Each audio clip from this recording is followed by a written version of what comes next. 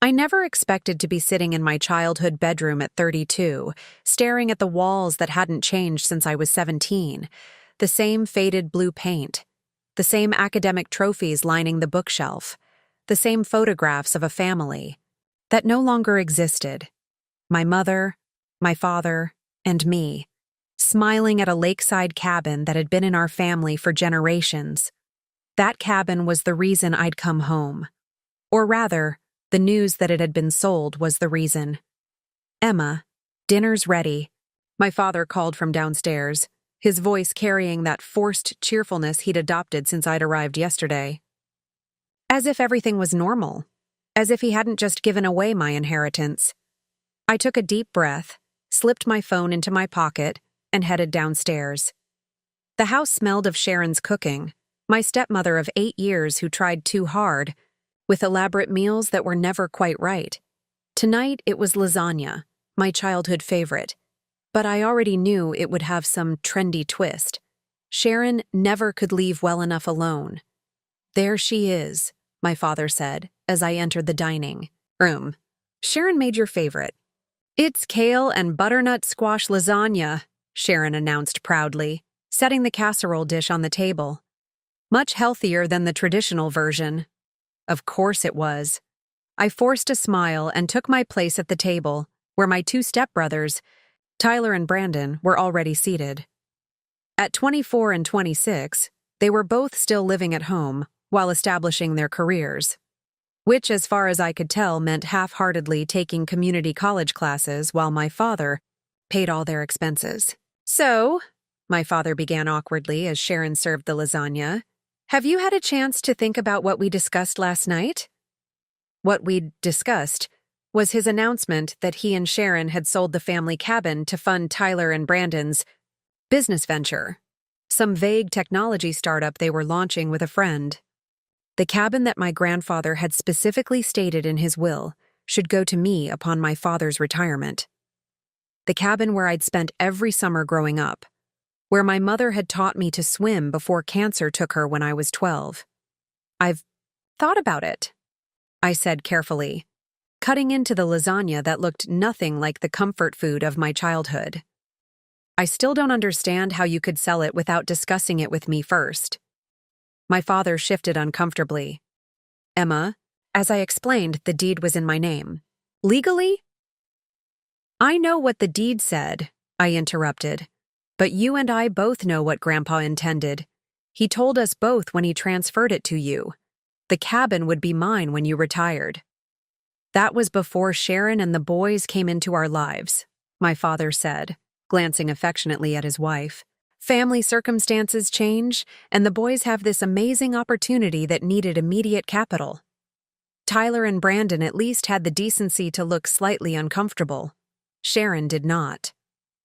"Robert has been more than generous with you, Emma," she said, her voice carrying that saccharine tone that always set my teeth on edge. "He paid for your entire college education. You have your career in Chicago. The boys are just starting out. They need this chance." "My college education was paid for by my mother's life insurance policy," I corrected her, the familiar anger bubbling up. "And my grandparents' trust, which was specifically earmarked for that purpose." An uncomfortable silence fell over the table. Sharon pursed her lips, clearly unhappy at being contradicted. My father stared at his plate. Tyler and Brandon exchanged glances. "How much did you sell it for?" I finally asked. "Emma, that's not—" my father began. "How much?" He sighed. $750,000. The property values on the lake have increased significantly in recent years. I felt slightly dizzy. $750,000 for the cabin that had been in our family since 1932. The cabin where 4 generations of our family had spent summers. My cabin, according to my grandfather's wishes. And all of it is going to Tyler and Brandon's business venture? "It's an investment in the family's future," Sharon interjected before my father could answer. "The boys' company has tremendous potential. Don't you want to see your brothers succeed?" "Stepbrothers," I corrected automatically. And I'd be more supportive if someone had bothered to consult me before selling my inheritance. Emma, my father said, his tone warning me that I was crossing a line. What exactly is this business venture anyway? I asked, turning to Tyler. And Brandon directly. You've been pretty vague about the details. Tyler straightened importantly. It's a blockchain-based social media platform with NFT integration for content creators. I stared at him. Do you even know what those words mean? Emma, my father and Sharon exclaimed simultaneously. Brandon leaned forward. Look, I know you're upset about the cabin, but this isn't just some random idea. We've been working with a really successful tech entrepreneur, Jason DiMartino. You might have heard of him? He sold his last startup to Google. The name meant nothing to me, but I didn't have the energy to push further. I'd come home hoping for an explanation that would somehow make sense of my father's decision. Instead, I was getting the same treatment I'd experienced ever since Sharon and her sons had entered our lives. My feelings and my history pushed aside to make room for their wants and needs. I see, I said finally, setting down my fork. Lasagna tasted like disappointment and kale. Mostly kale. Well, I wish you'd told me before I took time off work to come here. There doesn't seem to be much to discuss if the sale is already complete. The closing is next week, my father admitted. But the contract has been signed. It's a done deal, Emma. I nodded, pushing back from the table. Then I think I'll head back to Chicago tomorrow instead of staying the weekend. There's no point in prolonging this. Emma, please, my father said, his expression pained. I know you're disappointed. Disappointed? I laughed, the sound brittle even to my own ears. Dad, that cabin was the last connection I had to Mom and Grandpa. It was supposed to be mine. You knew that. They knew that. I gestured toward Sharon and her sons. And you sold it anyway, without even a phone call to discuss it with me first. Disappointed doesn't begin to cover it. I stood, ignoring Sharon's tight-lipped disapproval and my father's defeated expression. I'll be upstairs. Packing. I'll leave first thing in the morning. As I turned to leave, my phone buzzed in my pocket. I pulled it out automatically, glancing at the screen. Unknown number. Ms. Coleman, this is Walter Griffin, your grandfather's attorney. It's urgent that we speak regarding the Phillips Lake property. Please call me at your earliest convenience. Stared at the message, a strange feeling washing over me. Walter Griffin. I remembered him vaguely from my grandfather's funeral 15 years ago. An older man with kind eyes and a serious demeanor. Why would he be contacting me now, after all this time? And how did he know about the cabin sale? Emma? Is everything all right? My father asked, noticing my expression. I slipped the phone back into my pocket. Fine, just work, excuse me. I headed upstairs, my mind racing. My grandfather's lawyer, reaching out about the cabin just days after I learned it had been sold. It couldn't be a coincidence.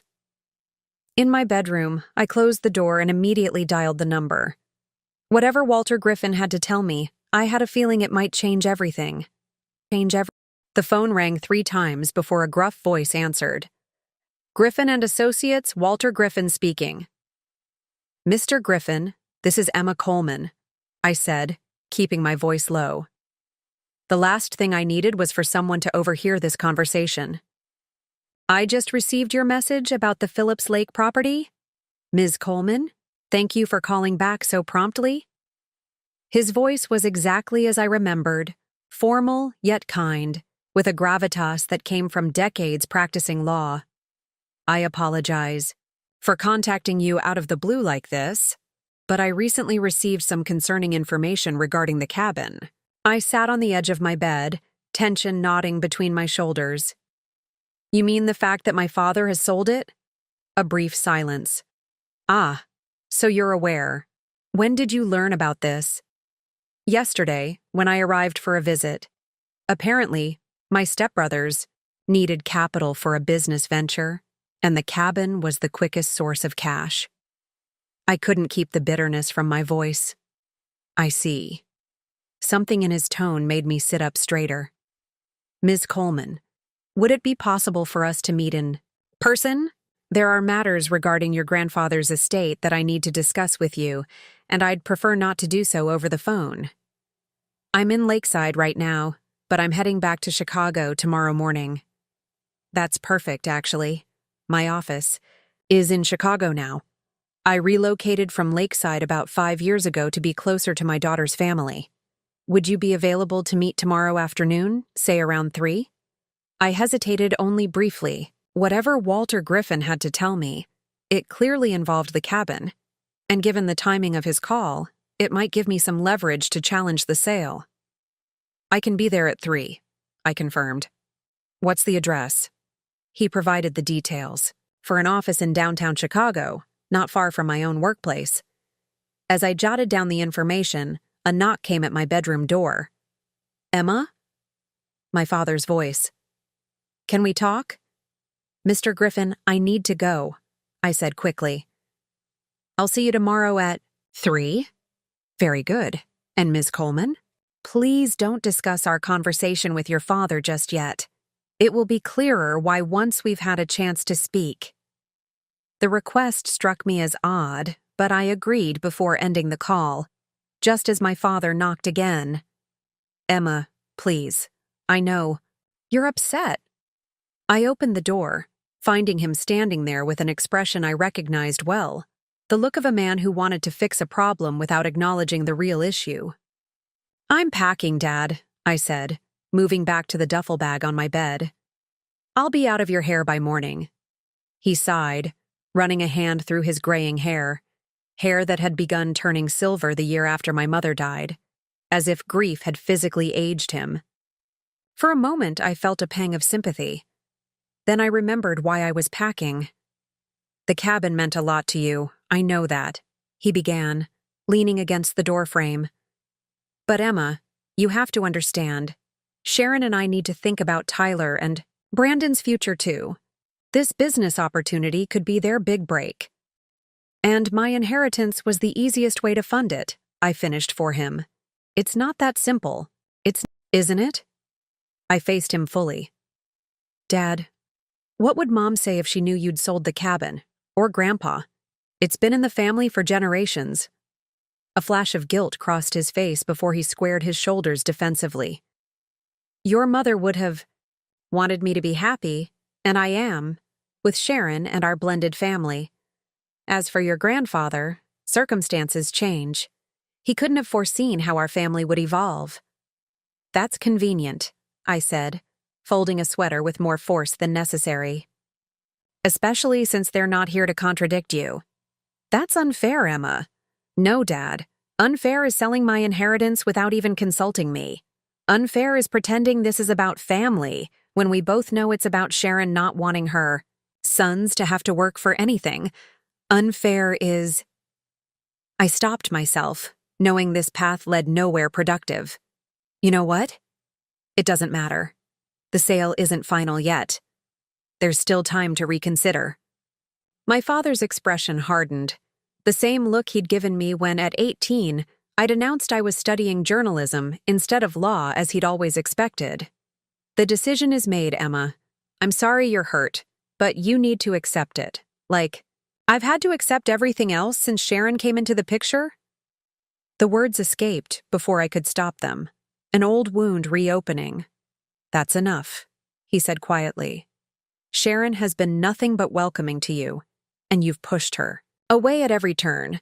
This constant resentment isn't healthy. We'd had variations of this conversation for 8 years, and it always ended the same way, with him defending Sharon and her sons, and me feeling like an outsider in what used to be my own family. I'll be gone in the morning, I said, turning back to my packing. Tell Sharon her lasagna was innovative.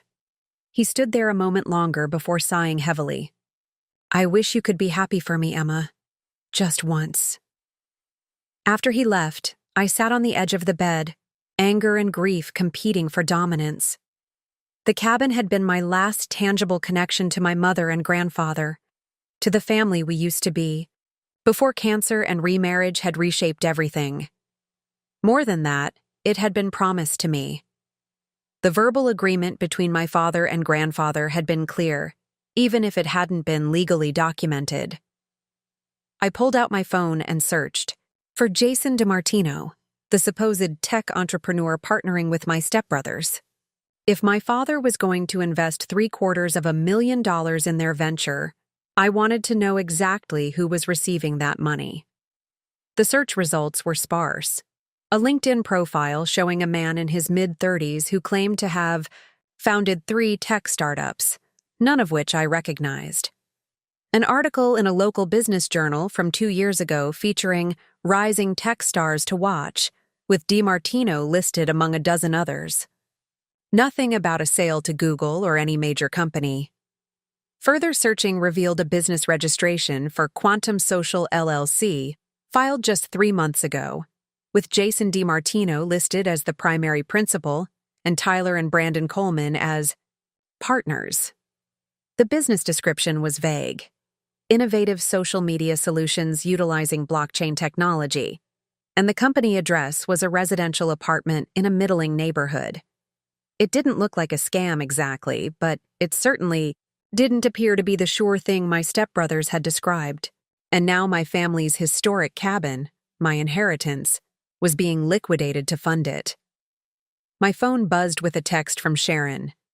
"Dessert's ready if you'd like to join us. Brandon made his famous cheesecake." I didn't respond. Instead, I set an early alarm and continued packing. Whatever Walter Griffin had to tell me tomorrow, I had a feeling it might be my only chance to save the cabin.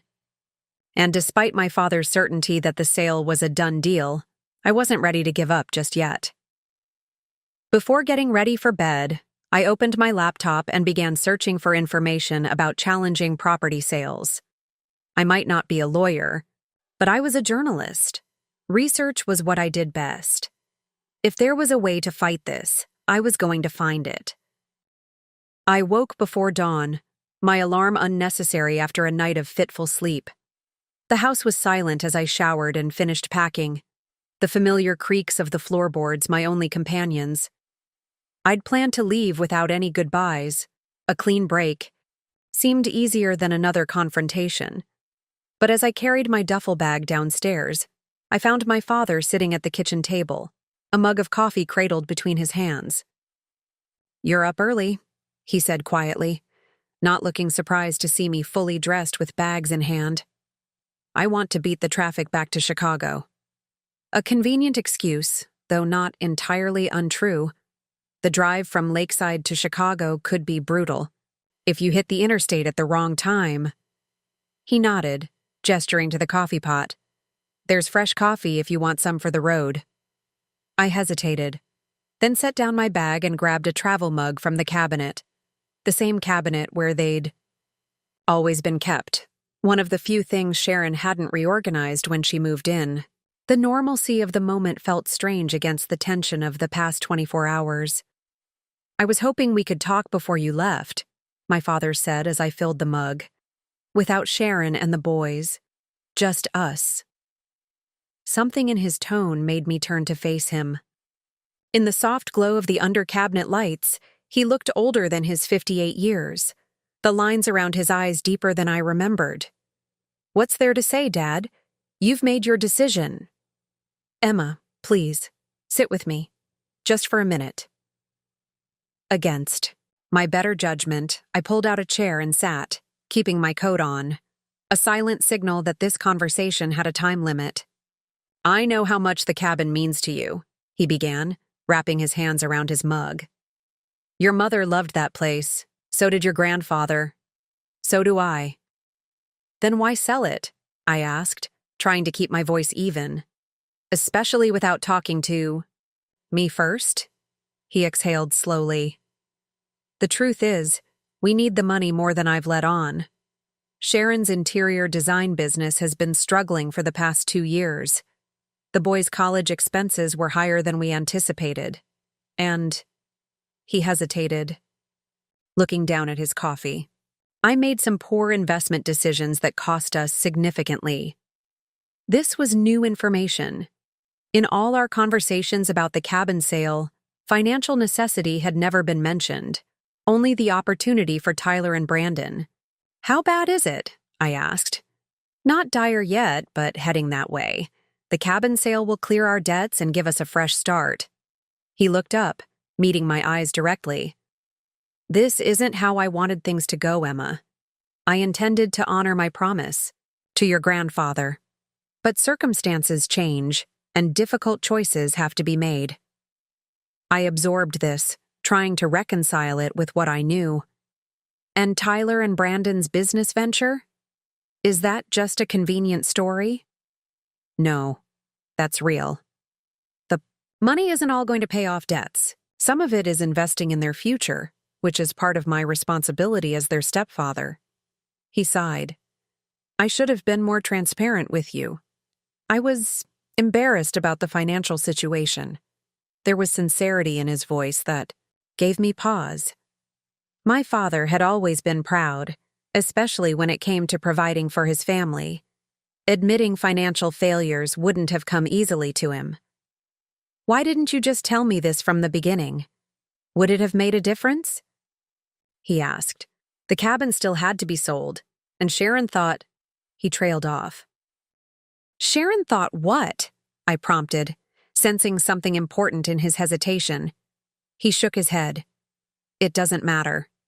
But it did matter. I could see it in the way he wouldn't meet my eyes. "Dad, what did Sharon say?"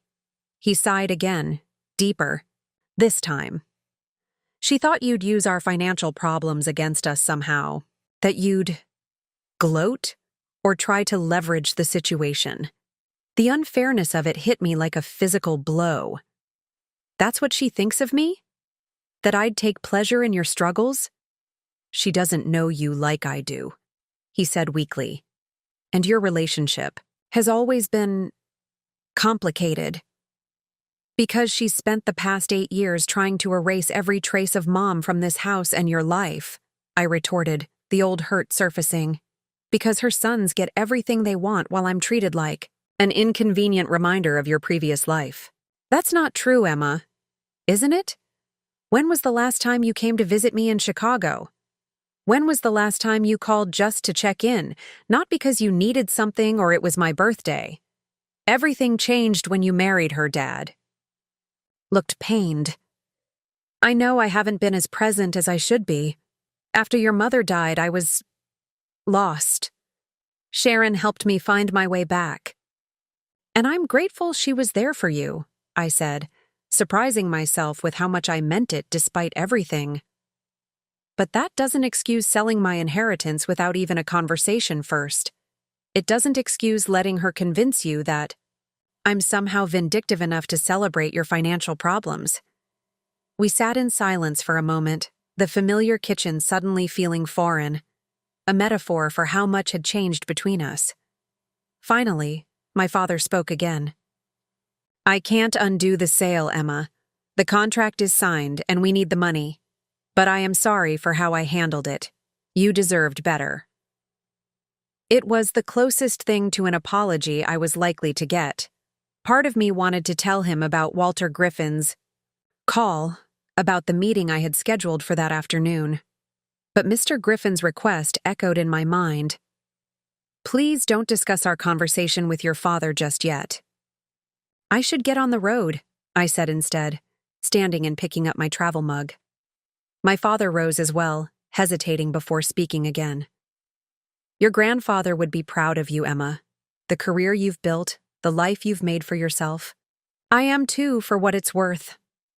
The words touched something tender inside me, a bruise I'd been carrying for longer than I cared to admit. I nodded, not trusting myself to speak. "Drive safely," he said, following me to the door. "And call when you get home, okay? Just so I know you made it back all right." "I will," I promised, a habit from childhood that neither of us had quite abandoned. As I loaded my bag into the car, I glanced back at the house, my childhood home, now transformed into something I barely recognized. My father stood in the doorway, a solitary figure framed by the warm light behind him, watching me leave. I raised my hand in a small wave, which he returned before closing the door. The drive to Chicago gave me plenty of time to think. My father's revelation about their financial struggles added a new dimension to the situation, one that made the cabin sale more understandable, if not more acceptable. But it didn't change the fundamental issue. The cabin had been promised to me, and now it was being sold without my consent. What could Walter Griffin possibly have to tell me that might alter this reality? My grandfather had been dead for 15 years. His will had been executed, his estate settled. What legal recourse could possibly remain after all this time? By the time I reached my apartment in Chicago's Wicker Park neighborhood, I had cycled through hope, skepticism, and grim determination several times over. I had just enough time to shower and change before my meeting with Mr. Griffin. As I dressed in one of my more professional outfits, a habit from years of source interviews, my phone buzzed with a text from Brandon. Sorry about how everything went down. For what it's worth, I told Dad he should have talked to you first. I stared at the message, unsure how to respond. Brandon had always been the more thoughtful of my two stepbrothers, more sensitive to the complicated dynamics of our blended family. Still, he was getting $500,000 to fund a dubious business venture, courtesy of my lost inheritance. After a moment, I typed back, I appreciate that. Good luck with the business. It was the most diplomatic response I could manage. At precisely 2:45 p.m., I stepped into the lobby of a sleek downtown office building, took the elevator to the 12th floor, and found myself standing before a frosted glass door labeled Griffin & Associates Legal Services. Whatever answers awaited me on the other side of that door, I was ready to hear them. The cabin might already be sold, but something told me the story was far from over. The reception area of Griffin & Associates was a study in traditional law firm decor, dark wood, leather seating, and law books displayed behind glass cabinets. A woman in her 40s looked up from behind a desk that seemed almost too large for the space. Miss Coleman, she asked as I approached. Mr. Griffin is expecting you. Please, follow me. She led me down a short hallway to a corner office where Walter Griffin stood waiting. He was older than I remembered, well into his 70s now, with a full head of white hair and the same kind eyes I recalled from my grandfather's funeral. He extended his hand as I entered. Ms. Coleman, thank you for coming. Please, have a seat. As I settled into the leather chair across from his desk, I noticed a familiar photograph among the frames displayed behind him. My grandfather and Walter Griffin, much younger, standing on the dock at Phillips Lake, fishing rods in hand, We're friends, I said, nodding toward the photo. Not just his attorney. Walter smiled, glancing at the picture. Your grandfather and I met in law school in 1965. We were roommates, then colleagues, then fishing buddies for over 40 years. His death was, he paused, a profound loss. This personal connection surprised me. I'd always thought of Walter Griffin as just another professional in my grandfather's life, not someone who might have shared holiday dinners and family stories. Mr. Griffin, please, call me Walter. He settled into his chair, folding his hands on the desk before him. I imagine you're wondering why I've asked to meet after all these years. It has something to do with the cabin, obviously, I said. But I'm not sure what you could tell me that would change anything. My father has already sold it. Has the sale closed? Not yet. The closing is next week, according to my father. Walter nodded, as if confirming something. Then we still have time. Ms. Coleman, Emma, what I'm about to share with you may come as a shock, but it's information you should have received years ago. He opened a drawer and removed a thick file folder, placing it carefully on the desk between us. The label read, Phillips Estate, Secondary Trust. Secondary Trust? I repeated, confusion creeping in. I don't understand. My grandfather's estate was settled after his death. The cabin went to my father. Not exactly, Walter said, opening the folder. Your grandfather created 2 trusts before his death. The first was straightforward. It distributed most of his assets, including funds for your education. That trust was executed as planned. But the second trust, which included the cabin, had special conditions. He removed a document and slid it across the desk to me. It was a trust agreement, dated just 6 months before my grandfather's death. The Phillips Lake property was indeed transferred to your father, Walter explained as I scanned the document, but with specific conditions. According to this trust, while your father has had use of the property, full ownership was always intended to transfer directly to you upon your 30th birthday. I looked up sharply. My 30th birthday? That was 2 years ago. Walter's expression turned apologetic. Yes. And that's where I must take responsibility for a serious oversight. I was supposed to notify you of the transfer when you turned 30, but there was a clerical error in my office. Your file was misfiled and the notification never occurred. My mind raced to process this information. Are you saying the cabin is legally mine? That my father had no right to sell it?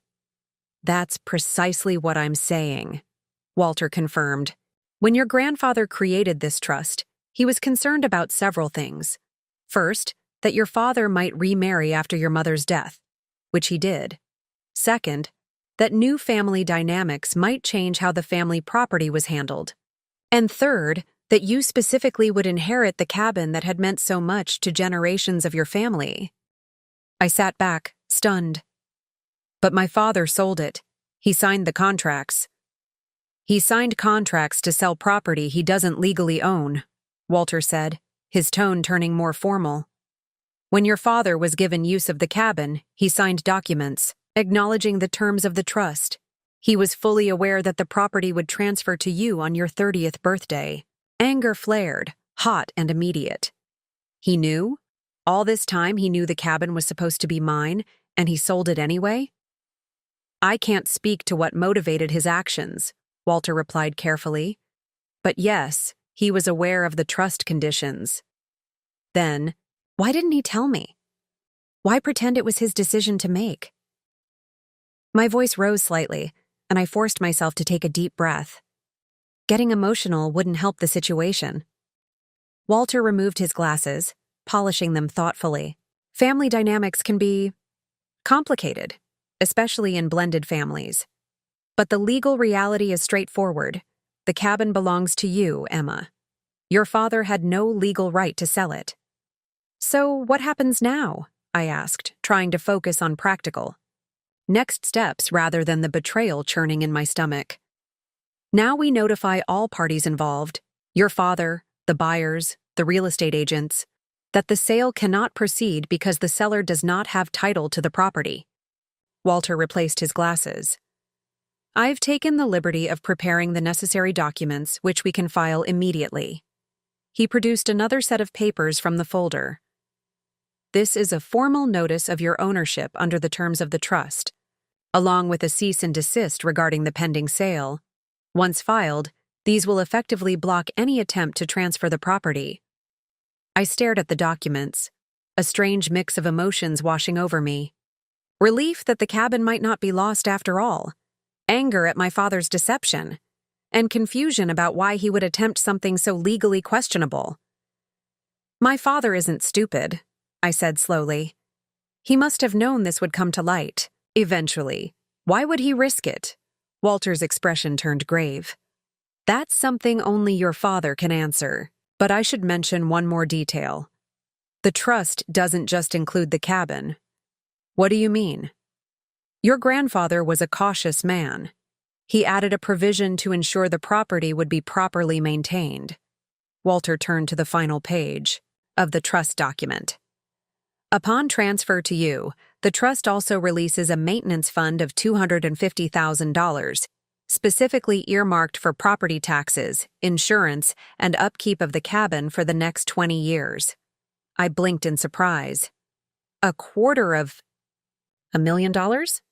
Your grandfather wanted to ensure you wouldn't have to sell the property due to financial constraints, Walter explained. He valued family legacy above all else.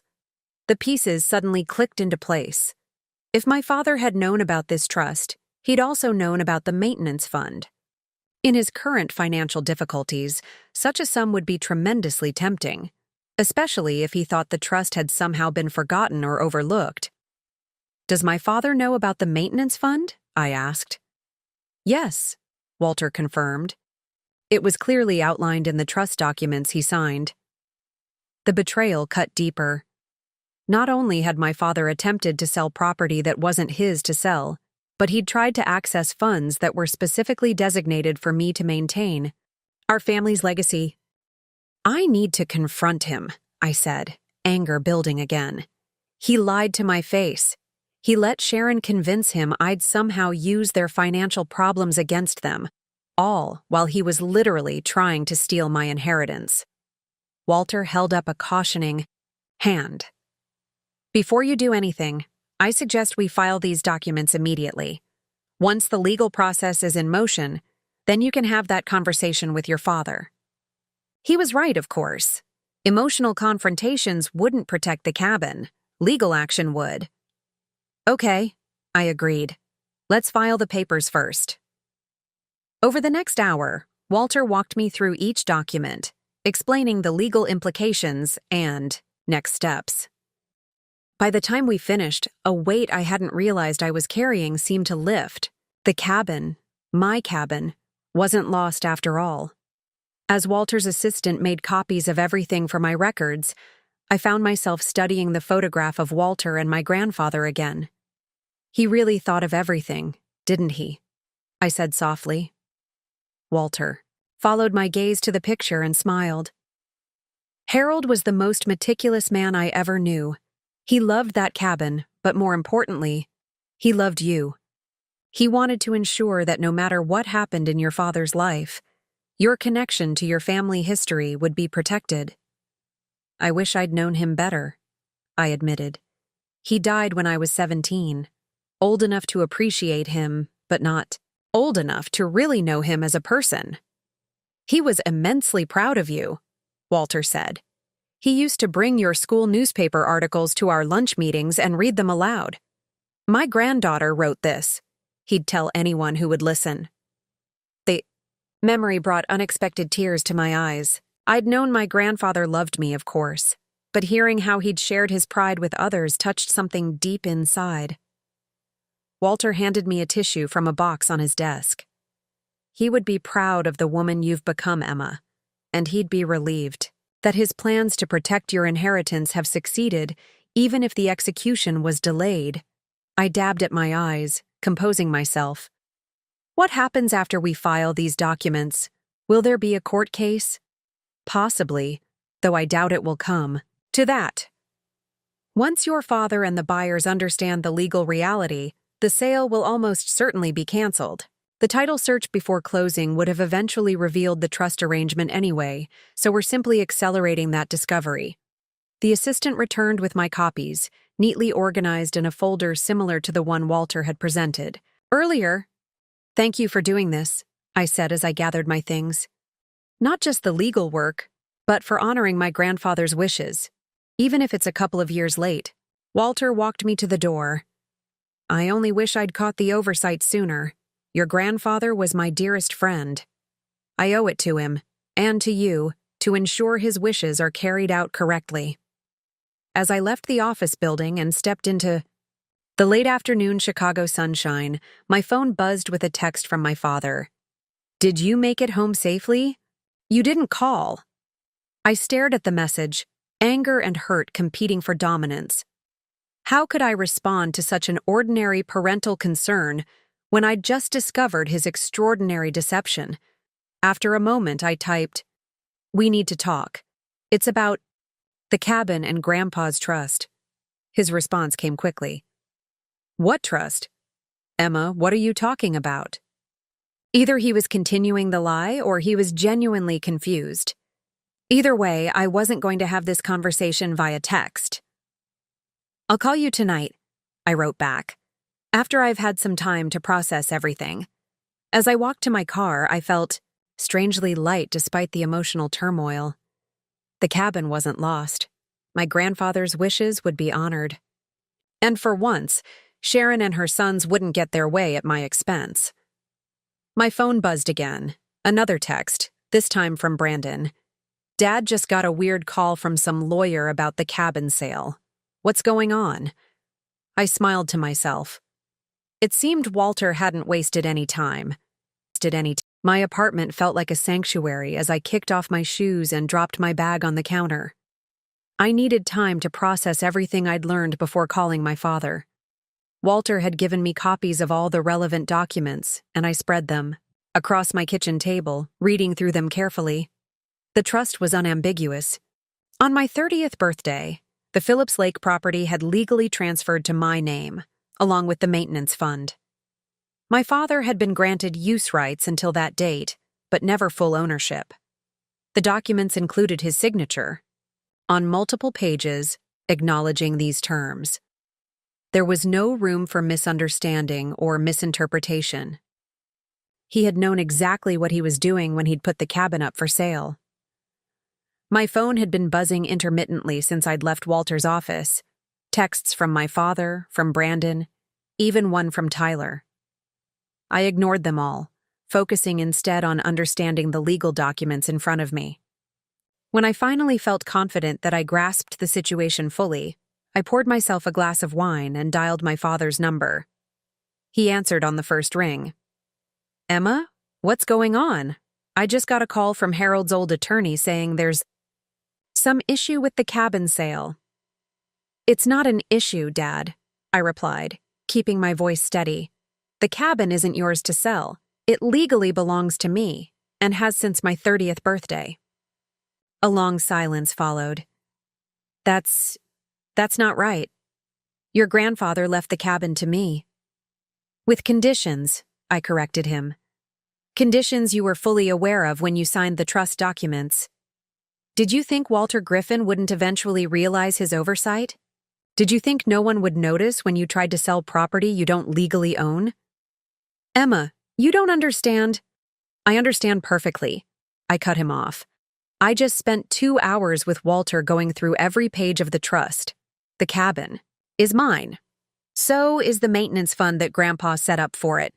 The fund you were apparently planning to access as part of this sale." Another silence, this one heavier than the first. When my father spoke again, his voice was quieter.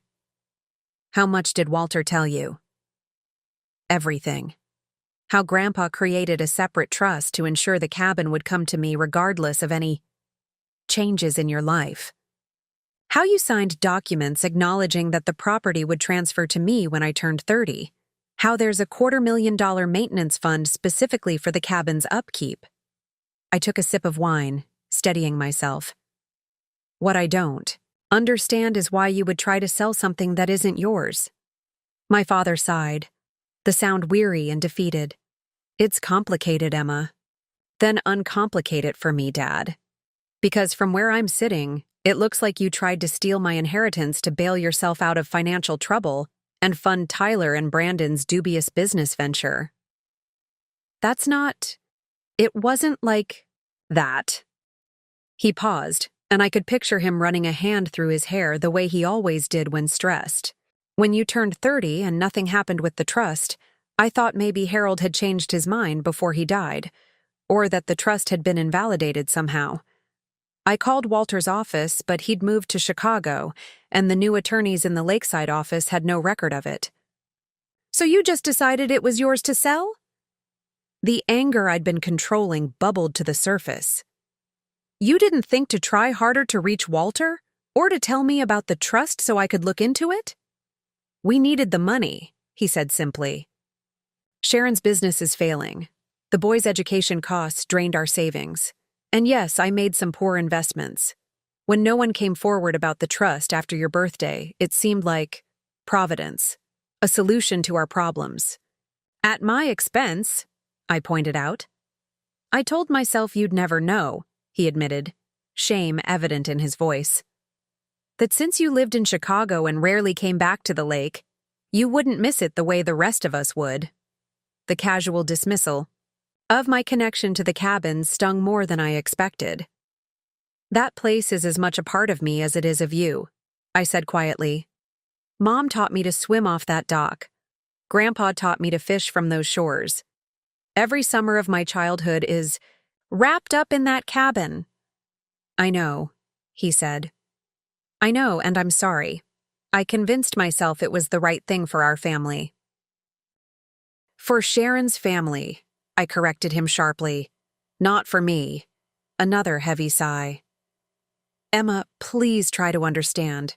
When I fell in love with Sharon, I gained 2 stepsons. They're as much my family now as you are. But they're not entitled to my inheritance, I said. They're not entitled to the cabin that's been in our family, my blood family, for generations. No, he conceded after a moment. They're not. We lapsed into silence, the weight of his admission hanging between us. Part of me had expected denial, arguments, attempts to justify his actions. His frank acknowledgement of wrongdoing left me unsure how to proceed. What happens now? He finally asked. Walter is filing documents to stop the sale, I explained, my tone cooling into something more professional.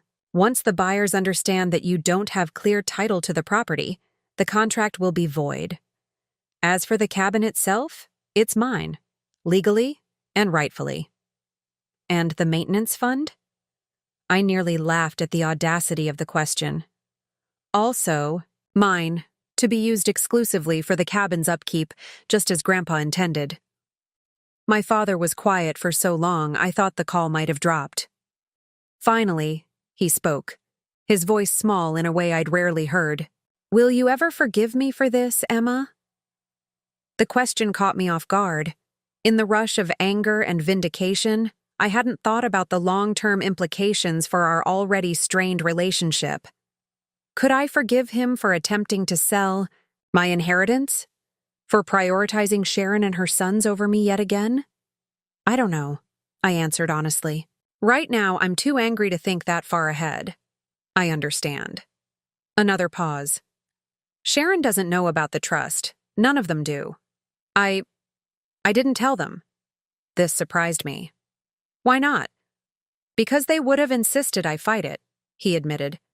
Sharon would have wanted me to challenge the trust or find some way around it. I knew that wasn't right, even as I was trying to sell the property anyway. He laughed hollowly. That doesn't make much sense, does it? No, I agreed. It doesn't. I need to tell them what's happening, he said. That the sale can't go through. That the money for the boys' business venture isn't coming. For the first time since discovering his deception, I felt a flicker of sympathy. Facing Sharon with, this news wouldn't be easy. Good luck with that, I said, unable to keep a hint of satisfied irony from my voice. Emma, my father said suddenly, the cabin is yours. That's clear now. But would you consider... would it be possible for us to still use it occasionally? For family gatherings or... You mean for Sharon and the boys? I interrupted flatly. For all of us, he clarified, including you. I thought about it for a moment. The idea of Sharon in my cabin, treating it as her own space after everything that had happened, made my skin crawl. But excluding my father entirely from a place that held so many of his own memories felt unnecessarily cruel. I'll think about it, I said finally. But not right now. Right now, I need some space from all of you. Of course, he replied quickly. I understand. After we hung up, I sat at my kitchen table surrounded by the trust documents, emotionally drained but oddly at peace. The cabin was safe. My inheritance was secure. And for once, I had stood my ground against the family dynamics that had so often left me feeling sidelined and overlooked. My phone buzzed with a text from Brandon. Dad just told us what happened. I'm really sorry, Emma. I had no idea. I believed him. Brandon had always been the more empathetic of my stepbrothers, the one who at least tried to understand my perspective. I typed back. Thanks. It's been a difficult day. His response came quickly. I get it if you don't want to talk to any of us right now, but when you're ready, I'd like to hear your side of things. Sharon's kind of losing it, and I'd like to understand what actually happened. The message hinted at the chaos likely unfolding at my childhood home. Sharon, faced with the collapse of her son's business funding and their financial salvation, would indeed be losing it. My father would be caught in the middle, as he always was when Sharon's desires conflicted with my needs. For once, I didn't feel compelled to make things easier for him. This mess was entirely of his own making. I closed the folder containing the trust documents and tucked it safely into my desk drawer. Tomorrow, I would call Walter to check on the filing status. Tomorrow, I would begin planning my first visit to my cabin as its rightful owner. But tonight, I would simply savor the justice of it all.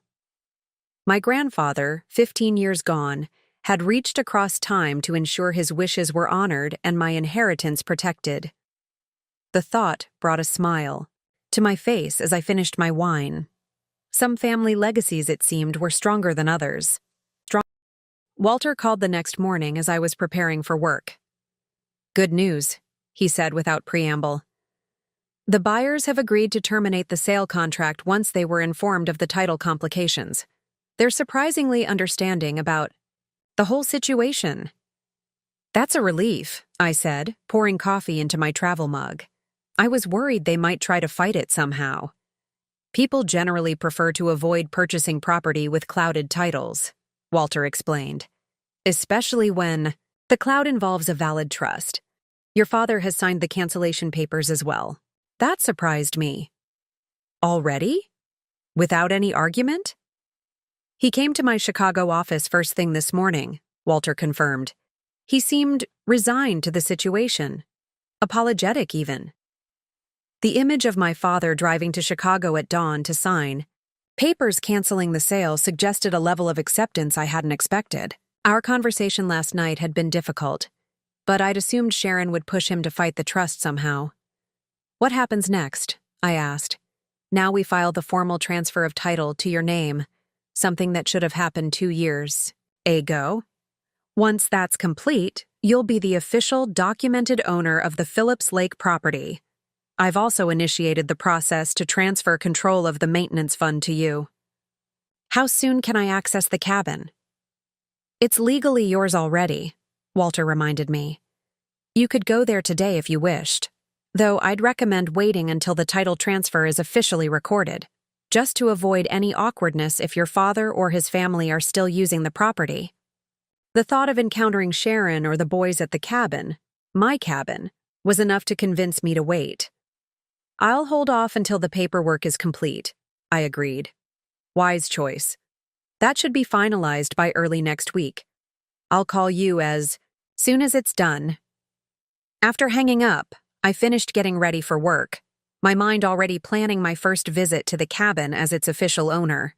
The property would need to be inspected, maintenance assessed, perhaps some updating of the decades-old furnishings. The trust fund would easily cover those expenses, exactly as my grandfather had intended. At the Tribune offices, I found it difficult to focus on the healthcare policy story I was supposed to be researching. My thoughts kept drifting to the cabin, to my father's deception, to what might have happened if Walter Griffin hadn't discovered his oversight. You look distracted, my colleague Megan observed, perching on the edge of my desk with a cup of coffee. Everything okay? Family drama, I replied vaguely. Nothing I can't handle. Must be some drama, she said, raising an eyebrow. You've read the same paragraph 3 times in the last 5 minutes. I sighed, recognizing the futility of pretending. To work. My father tried to sell a family property that wasn't legally his to sell. It turned out my grandfather left it to me in a trust that activated on my 30th birthday. Megan's eyes widened. Seriously? That's like made-for-TV movie stuff. Tell me about it, I agreed. The best part? He was selling it to fund my stepbrother's dubious tech startup, without even telling me until the contracts were already signed. Wow. Family, huh? She shook her head sympathetically. So what happened? My grandfather's lawyer discovered the oversight and contacted me. The sale's been canceled and the property is being officially transferred to my name. I couldn't help the small smile of satisfaction that crept onto my face. For once, things worked out in my favor. Good for you, Megan said. Maybe you should write about it. Could make an interesting personal essay. I don't think exposing my family drama to Tribune readers is the professional move right now, I laughed. But it would make for interesting reading. The rest of the workday passed more productively as I channeled my restless energy into my healthcare story. By the time I was packing up to leave, I felt more grounded, the emotional turmoil of the past 2 days settling into something calmer and more focused. My phone buzzed as I reached my car. A text from Tyler, of all people. This is BS. That cabin was going to fund our whole future. Your timing is suspect. I stared at the message, anger flaring. My timing? As if I'd orchestrated the discovery of the trust specifically to derail their business plans. The entitlement was breathtaking. Before I could decide whether to respond, another text arrived. This one from my father. Sharon wants to meet with you, all of us, to discuss options going forward. Would you be willing? Options? There were no options to discuss. The cabin was mine. The sale was canceled. End of story. What exactly did Sharon think there was to negotiate? I typed back, there's nothing to discuss. The legal situation is clear. His response came quickly. I know that. But Sharon is struggling to accept it. A conversation might help everyone adjust to the new reality. I could read between the lines easily enough.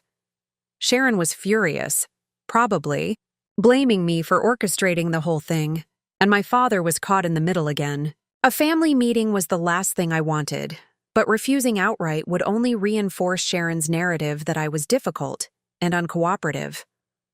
Fine, I replied after careful consideration, but not at the house. Neutral territory. And not until the title transfer is officially recorded next week. Thank you, my father wrote back. How about next Saturday? There's a restaurant halfway between Lakeside and Chicago, the Millstone. Would noon work? Saturday brunch with my angry stepmother and disappointed stepbrothers. Not exactly how I'd planned to celebrate securing my inheritance. Noon works, I confirmed, already dreading the encounter. When I got home, I found an email from Walter with copies of the filed documents and confirmation that the title transfer was in process. There was also a personal note at the end. Your grandfather would be pleased to see his wishes being honored.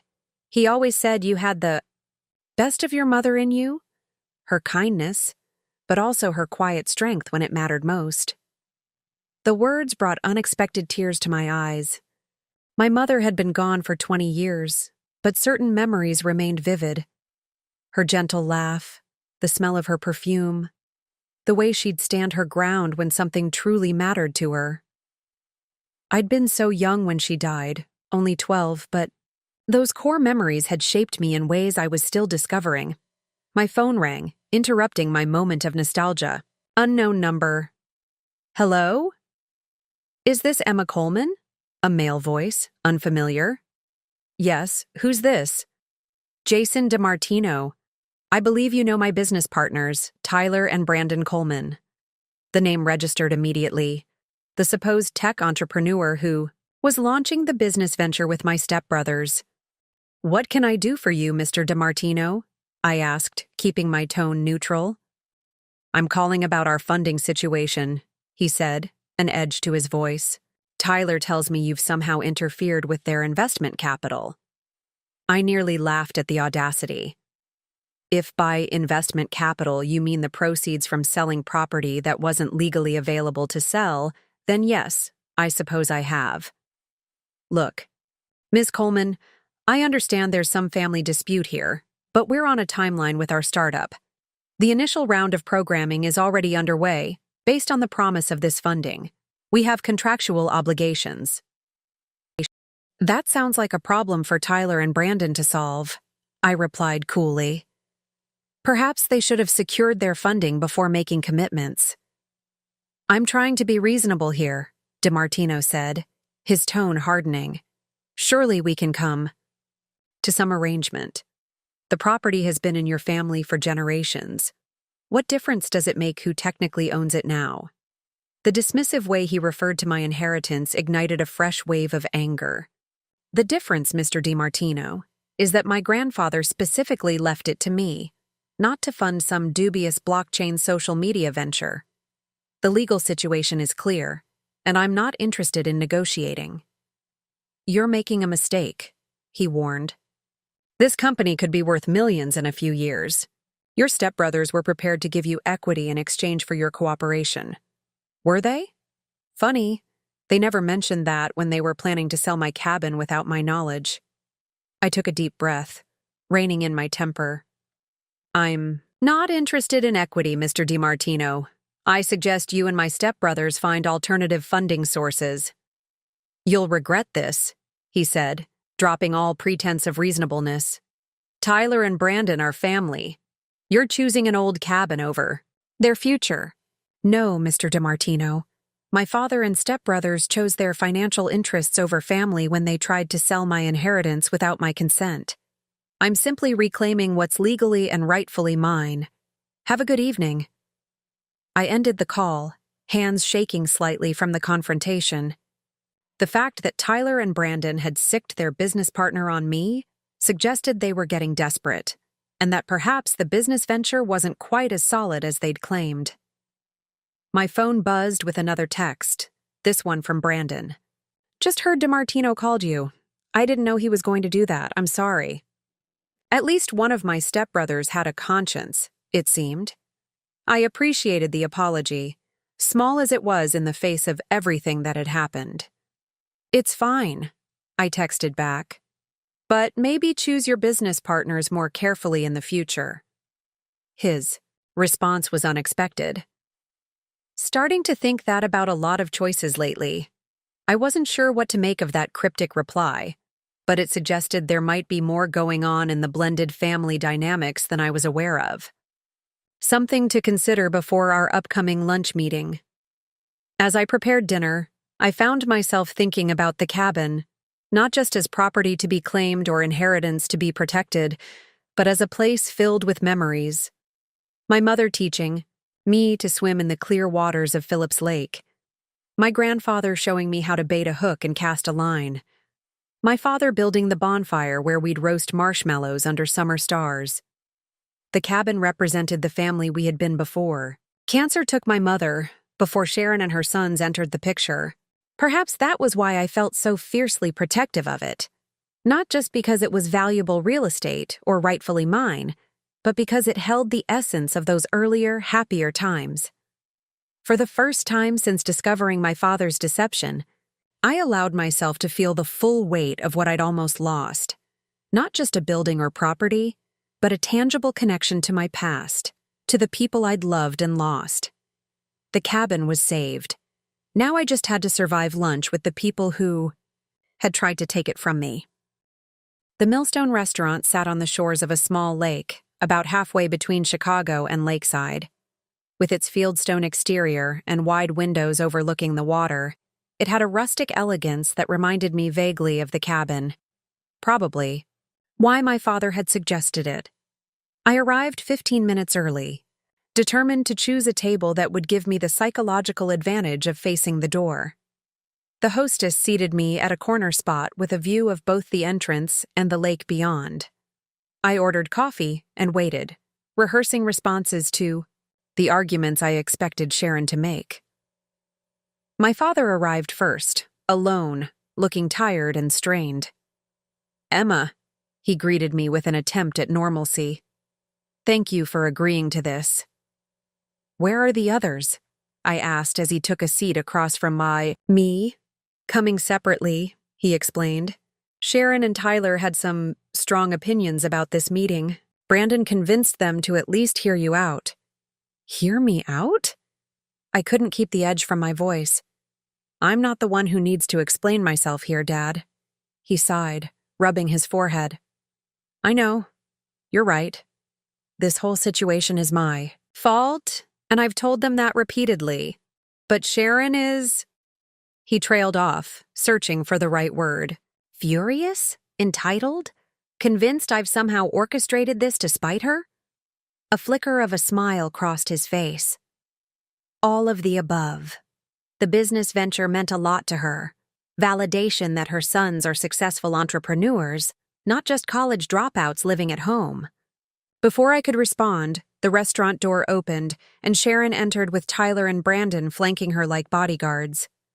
Her expression was set in the tight smile she always wore when trying to contain her anger in public. "Emma," she greeted me with brittle politeness as they reached our table. "So good of you to make time for family," I matched her tone. "Family is important, Sharon. That's why I'm here." They took their seats, Sharon beside my father, the boys completing the circle. Brandon offered me a genuine smile and a small nod. Tyler stared at the menu, refusing to make eye contact. After a painful silence broken only by the arrival of water glasses and menu recitations, Sharon spoke again. "Robert tells me you believe the cabin belongs to you now." "It's not a belief," I corrected her. "It's a legal fact. The trust is quite clear." "A trust no one knew about for 2 years after it supposedly activated," she countered. "Convenient. Timing. Finding out just as the boys' business was about to launch." "Sharon," my father warned quietly. "We discussed this. The trust exists. It's valid. Walter Griffin has confirmed everything." She waved away his words. Walter Griffin made a clerical error that went undiscovered for 2 years, then suddenly remembered this trust just as we were about to close the sale. You don't find that suspicious? "Actually," I said evenly, "Walter discovered the oversight when he received notification of the pending sale. The title company contacted him as the attorney of record for the previous transfer. That's how he knew to reach out to me." Sharon's eyes narrowed. "So you're saying if we hadn't tried to sell the cabin, you would never have known about this trust?" "Probably not," I acknowledged. "At least not until Walter eventually discovered his error through some other means. Then we should still have a claim to at least part of the proceeds," she insisted. "If we hadn't initiated the sale, you wouldn't even know the cabin was yours." The logic was so twisted I almost laughed. "That's not how property law works, Sharon. The cabin transferred to me on my 30th birthday, whether I knew about it or not. The fact that I only discovered my ownership when you tried to sell it doesn't give you any claim to the property or its value." Tyler broke his silence with a scoff. "This whole thing feels like a setup." "A setup?" I repeated, focusing on my stepbrother for the first time. "You think my grandfather arranged his estate 15 years ago, and Walter Griffin deliberately forgot to tell me about the trust for 2 years, all to sabotage your blockchain social media startup? That's quite a conspiracy theory." "I meant, your lawyer friend probably knew all along and was waiting for the right moment to spring this on us," Tyler clarified, though he looked less certain now that his accusation was spoken aloud. "Walter Griffin was my grandfather's friend, not mine," I corrected him. "I hadn't seen or spoken to him since the funeral until he contacted me last week, and he's been extremely apologetic about the oversight." Brandon cleared his throat. "I think what Tyler and Mom are trying to say is that the timing feels personal, even if it isn't. We had plans for that money, and now those plans are... Now you need to find legitimate investors instead of liquidating someone else's property." I finished for him. Sharon's face flushed with anger. "The cabin has been in the family for generations. It should benefit the whole family, not just you." "My family," I emphasized. "My mother's family. The Coleman family that existed before you and your sons became part of my father's life." "Emma," my father interjected, clearly trying to de-escalate. "Sharon and the boys are family too. That's why we're here, to find a compromise that acknowledges everyone's connection to the cabin and its value." I took a sip of coffee, buying myself a moment to control my rising frustration. "What exactly are you proposing?" Sharon leaned forward. We think it's only fair that you share the maintenance fund with the boys. After all, that money was intended to keep the cabin in the family and their family too. The audacity was breathtaking. The trust specifically designates that money for property taxes, insurance, and upkeep, not for funding startups or paying off debts. We could still use the cabin, though, right? Brandon asked, his tone more conciliatory than his mother's. For family vacations and gatherings, like always? I glanced at my father, who was watching me with a carefully neutral expression. I had considered allowing him continued access to the property, but Sharon's entitlement was making me reconsider even that concession.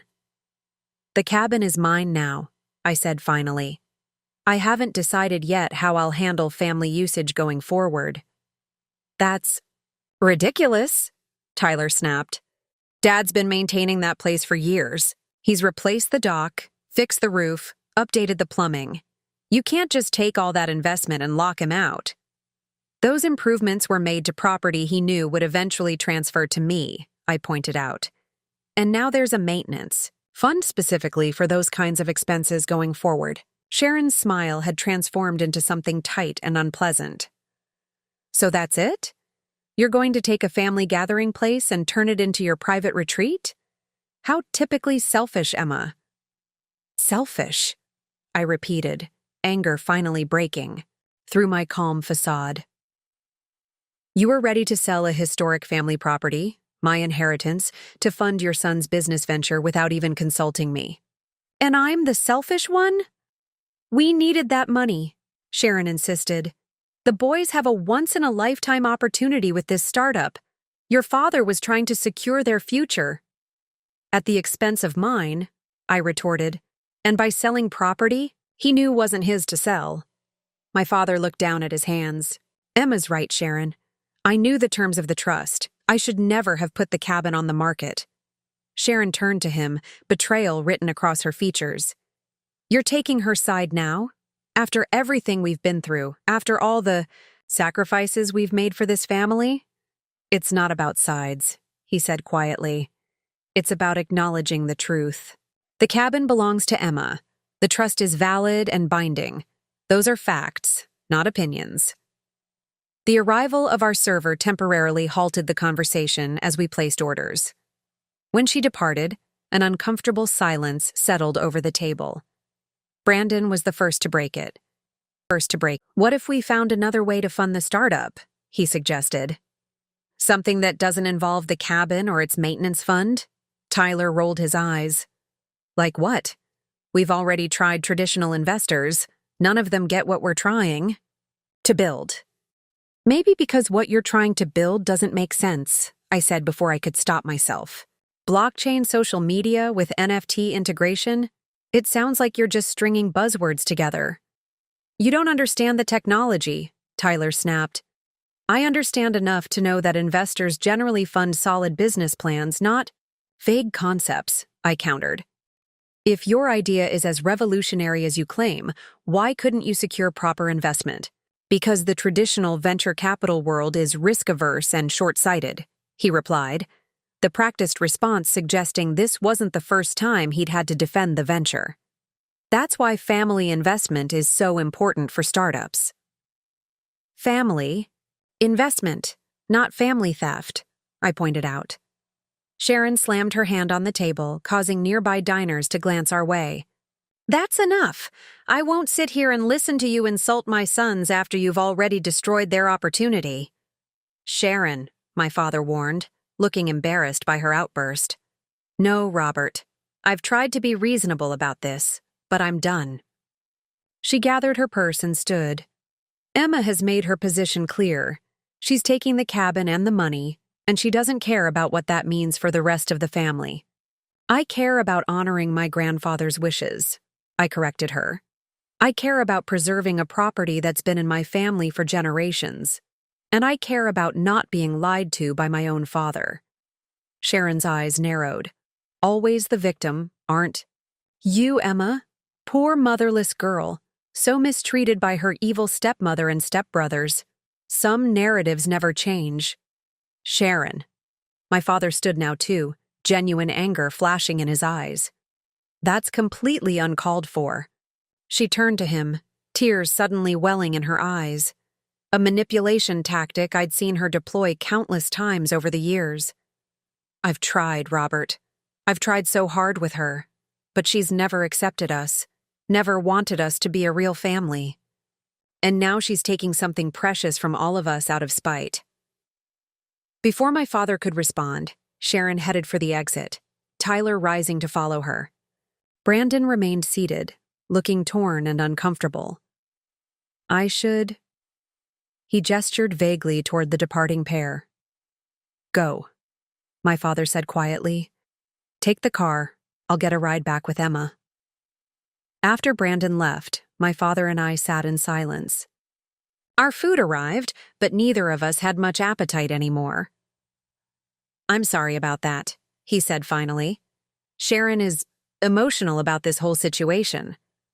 She's manipulative, I corrected him, and she's turned this into a me versus them scenario, when it's really about honoring Grandpa's wishes and respecting my inheritance.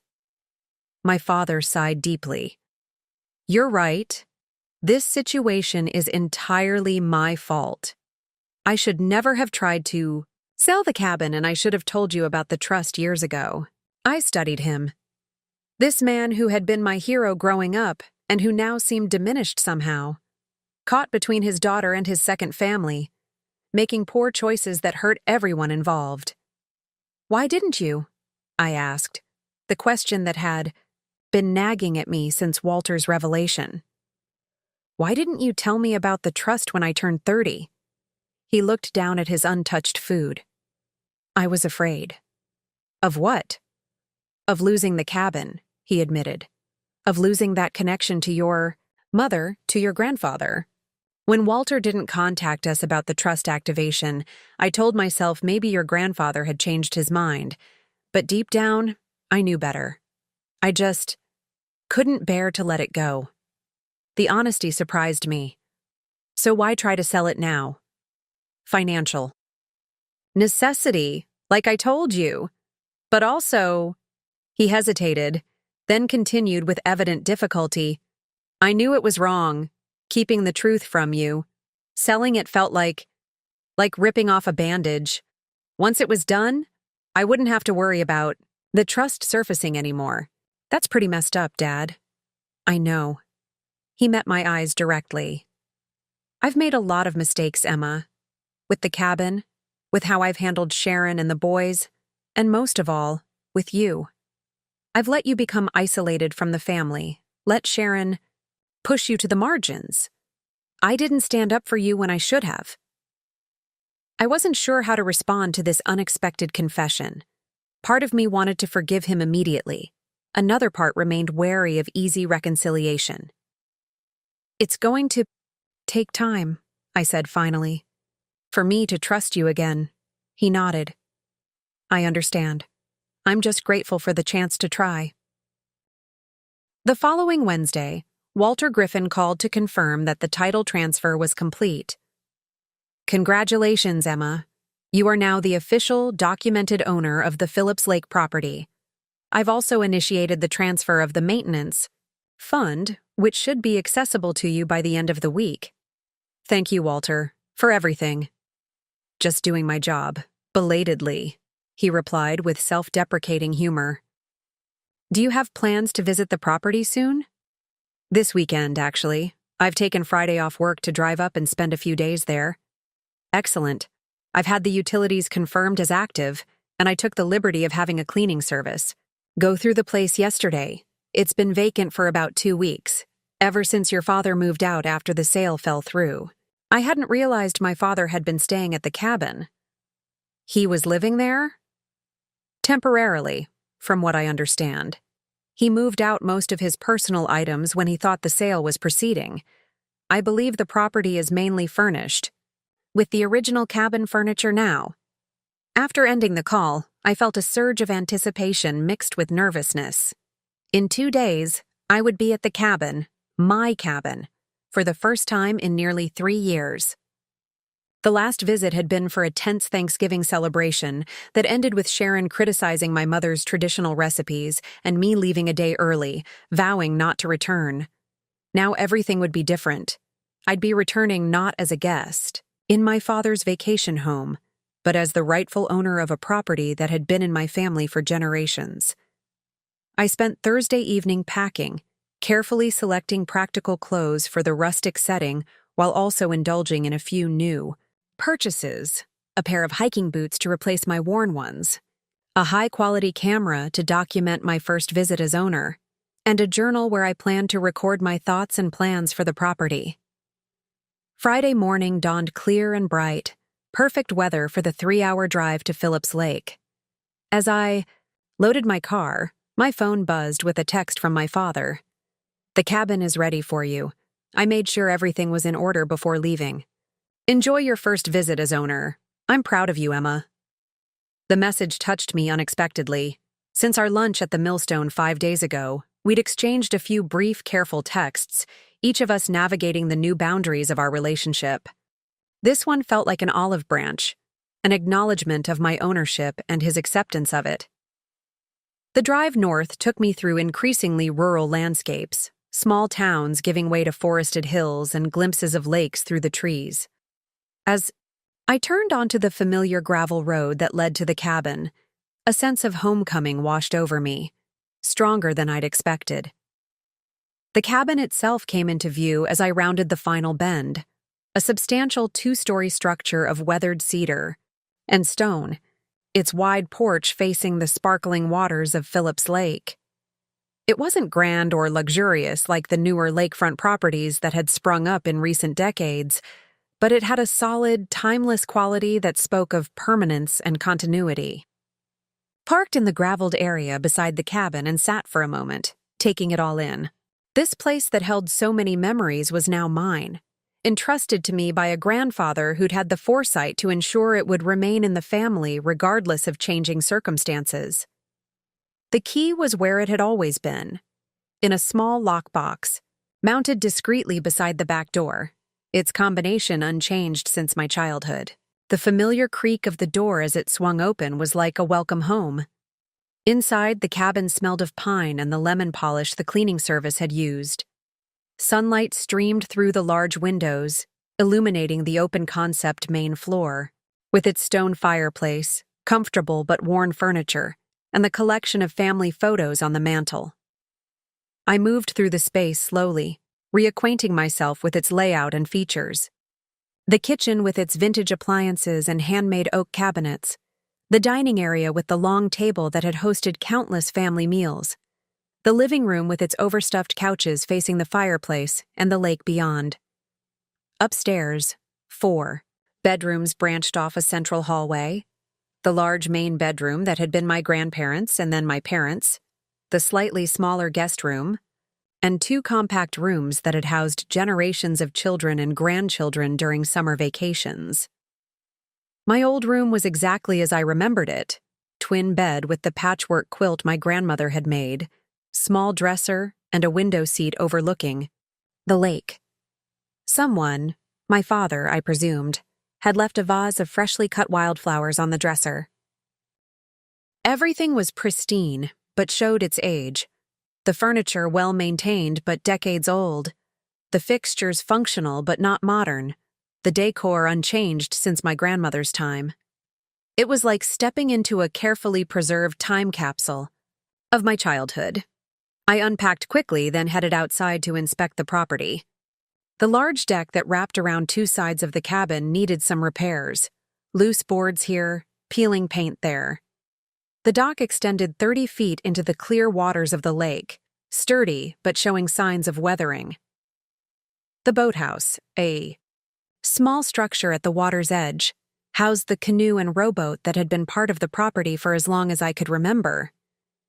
Making mental notes of maintenance needs, I felt a strange mix of emotions.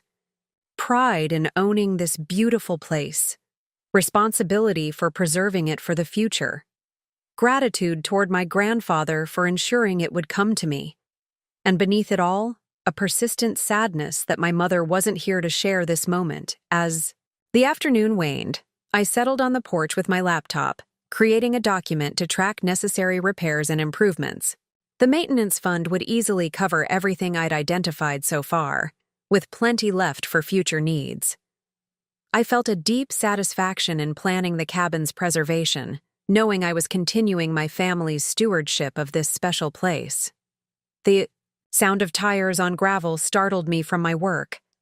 I wasn't expecting visitors, and the cabin was set far enough from the main road that random passers-by were rare.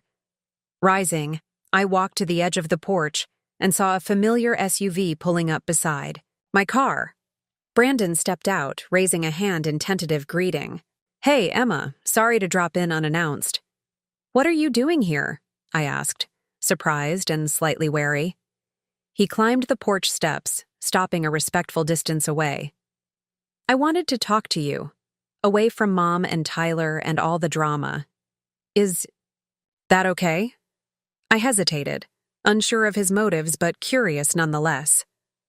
Brandon had always been the most reasonable member of my stepfamily. "I guess.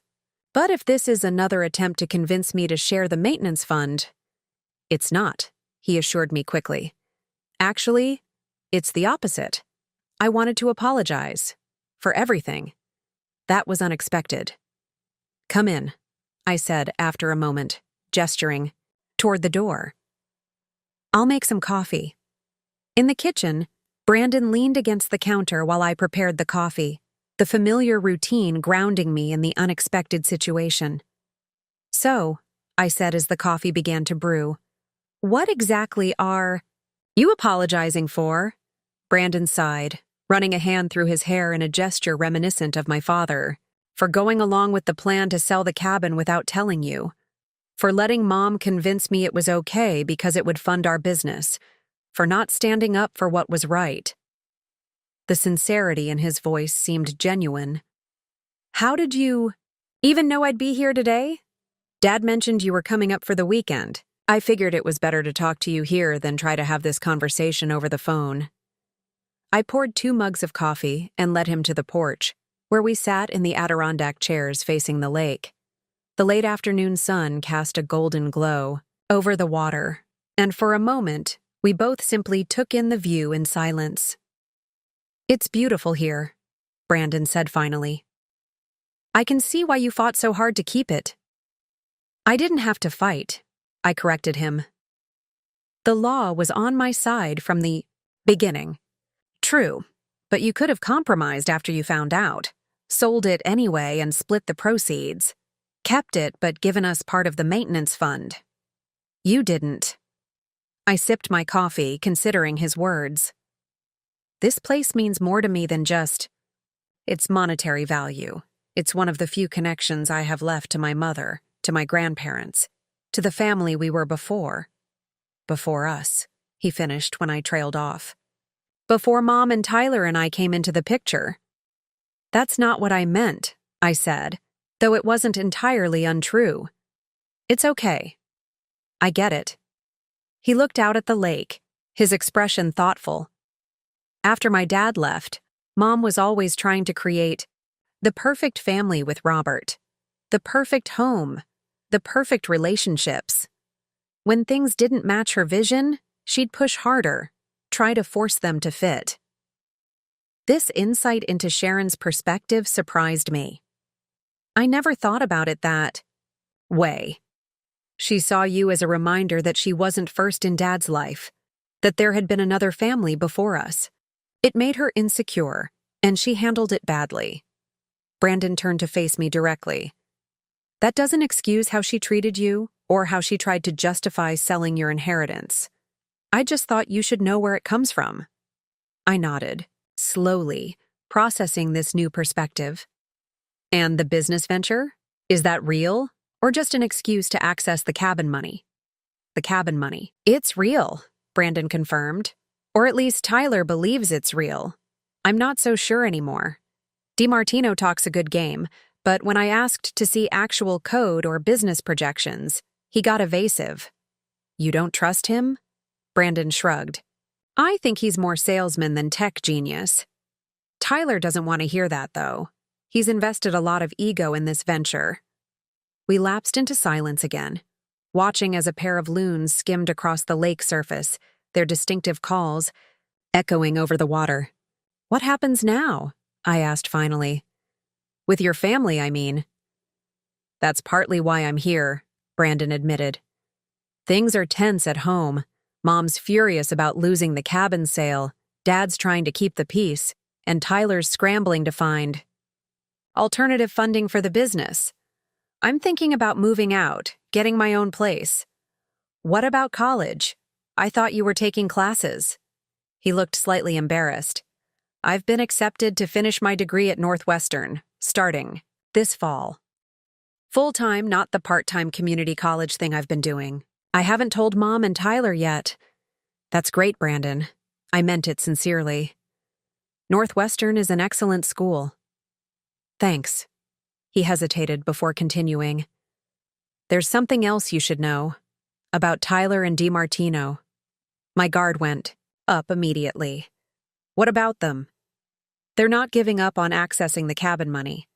Brandon's expression turned serious. "I overheard them talking about challenging the trust somehow, claiming Grandpa Phillips wasn't of sound mind when he created it, or that there was undue influence." Anger flared inside me. "That's ridiculous. The trust is ironclad, and Grandpa was completely lucid when he created it." "I know, but they're desperate. The business has commitments that need funding, and no other investors are interested." He set down his coffee mug. "I thought you should be prepared just in case." "Thank you for the warning," I said, genuinely appreciative of his willingness to go against his family's interests to do the right thing. "That's decent of you." Brandon stood, looking somewhat uncomfortable with the praise. "Yeah, well, late is better than never, right?" He glanced at his watch. "I should get going. I told Mom I was meeting friends in Lakeside, and she'll get suspicious if I'm gone too long." As he headed toward his car, I called after him. "Brandon?" He turned back, eyebrows raised in question. "Good luck with Northwestern. I think it's the right decision." He smiled, a genuine smile that reminded me of the kid he'd been when our families first blended, before the tensions and rivalries had taken root. "Thanks, Emma, and congratulations on the cabin. I'm glad it's staying in the family, even if I'm not technically part of that equation." After Brandon left, I remained on the porch, watching the sun begin its descent toward the tree line across the lake. His visit had been unexpected in more ways than one, not just his appearance but his apology, his insights into Sharon's behavior, and most of all, his warning about Tyler's plans. If Tyler and DiMartino were truly planning to challenge the trust, I needed to be prepared. Tomorrow, I would call Walter and let him know what Brandon had shared. Better to be proactive than caught by surprise if legal challenges emerged. For now, though, I simply wanted to enjoy my first evening as the cabin's rightful owner, to savor the peace and beauty of this place that was finally, undeniably mine. Walter's reaction to Brandon's warning was measured but concerned. "Challenging a trust on grounds of mental incompetence is extremely difficult," he explained over the phone the next morning. "Especially after 15 years with the grantor, deceased and the trust already executed. But it's not impossible, particularly if they find an aggressive attorney willing to take the case." "What should I do?" I asked, pacing the cabin's porch as we spoke. "For now, nothing. Document your conversation with Brandon. Date, time, what was said, but otherwise, continue as planned. If formal legal action is initiated, we'll respond appropriately. Until then, it would be counterproductive to act defensively." "What about the maintenance fund? Should I delay accessing it?" "No, use it as intended. In fact, documenting proper use of the funds for cabin maintenance strengthens our position that you're fulfilling your grandfather's wishes exactly as the trust intended." After the call ended, I took Walter's advice and wrote detailed notes about Brandon's visit, then turned my attention to more pleasant tasks. I spent the day taking inventory of the cabin's contents, photographing cherished family items, and continuing my list of necessary repairs. By Sunday afternoon, I had a comprehensive maintenance plan and a clearer sense of the cabin's condition. The property was structurally sound but needed updates to the electrical system, plumbing, and roof. The dock required partial replacement, and the boathouse needed significant repairs. None of these issues was urgent, but addressing them would ensure the cabin remained safe and functional for years to come. As I packed to return to Chicago, I felt a sense of accomplishment mixed with reluctance to leave. This brief visit had reconnected me to the property in a way I hadn't experienced in years. The knowledge that it was truly mine, that I could return whenever I wanted without navigating family politics or Sharon's disapproval, was liberating. The drive back to the city gave me time to reflect on everything that had happened since that fateful dinner at my father's house just over 2 weeks ago. The discovery of my grandfather's trust, the confrontation with my father, the tense family lunch, Brandon's unexpected visit. Each event had shifted my understanding of my place within our complicated family dynamics. Monday morning brought me back to the realities of work and urban life. I buried myself in research for an investigative piece on healthcare inequities, grateful for the professional distraction. By Wednesday, I had almost convinced myself that Tyler's threat to challenge the trust was just desperate talk, unlikely to materialize into actual legal action. Then the email arrived. From J.D. Martineau Quantum Social LC. Subject, Phillips Lake. Property. Final notice to Ecolemina Chicago Tribune.com Ems. Coleman, this email serves as formal notice that my legal team is preparing to file action challenging the validity of the Harold Phillips Trust regarding the Phillips Lake property. We have substantial evidence suggesting that your grandfather was not of sound mind when creating the secondary trust, and that undue influence was exerted on him by Walter Griffin, who stood to benefit from the arrangement through continued legal fees. Before proceeding with litigation, which will inevitably be costly and time-consuming for all parties, I am authorized to offer a settlement. Transfer 60% of the maintenance fund, $150,000, to Quantum Social LLC as an investment, in exchange for which you will receive 5% equity in the company and our agreement not to challenge your ownership of the cabin itself. This offer remains open for 72 hours from the timestamp of this email. Regards, Jason DiMartino, CEO, Quantum Social. LLC. Stared at the screen, a mix of anger and disbelief washing over me. The allegations against my grandfather and Walter were absurd, clearly fabricated to create leverage. And the settlement offer was nothing short of extortion. Give us money or we'll tie you up in court. My journalistic instincts kicked in. Before responding or contacting Walter, I needed to understand exactly what I was dealing with. I began researching, digging deeper into Jason DiMartino's background and business history than I had before. An hour later, I had a much clearer picture. DiMartino had been involved in 3 previous startups, none of which had achieved the success he claimed. His LinkedIn profile mentioned an acquisition by a major tech company, but provided no specifics. There were several complaints filed with the Better Business Bureau regarding his most recent venture, mostly from investors who claimed misrepresentation of business prospects. Most tellingly, he had been named in a lawsuit 2 years earlier, accused of using nearly identical tactics, threatening baseless legal action to extract investment funds. The case had been settled out of court, terms undisclosed. This wasn't a legitimate business partner concerned about lost funding. This was a scam artist who had found willing marks in Tyler and my father, and who was now trying to intimidate me into handing over trust money. I forwarded the email to Walter with a brief note. Just received this. What do you recommend? His response came within minutes. Do not respond. Forward to me immediately. Call my office to schedule emergency meeting tomorrow. The meeting was set for 9 a.m. the next day. I spent a restless night, alternating between anger at DiMartino's audacity and concern about potential legal entanglements, regardless of how baseless the claims might be. Walter's office seemed particularly formal the next morning. His assistant, showing me directly to a conference room rather than his private office. Inside, Walter waited with a younger attorney he introduced as Patricia Menendez, the firm's litigation specialist. "This is an attempted shakedown," Patricia stated bluntly, after reviewing DiMartino's email. "And not a particularly sophisticated one. The allegations about your grandfather's mental state and Walter's influence are standard boilerplate used to challenge trusts, but they have no substance. They don't need substance to file a lawsuit," I pointed out. "Just the willingness to pay filing fees." "True," she acknowledged. "But we have overwhelming evidence to counter their claims. Your grandfather was examined by his physician 2 weeks before creating the trust, standard procedure for our firm when working with elderly clients.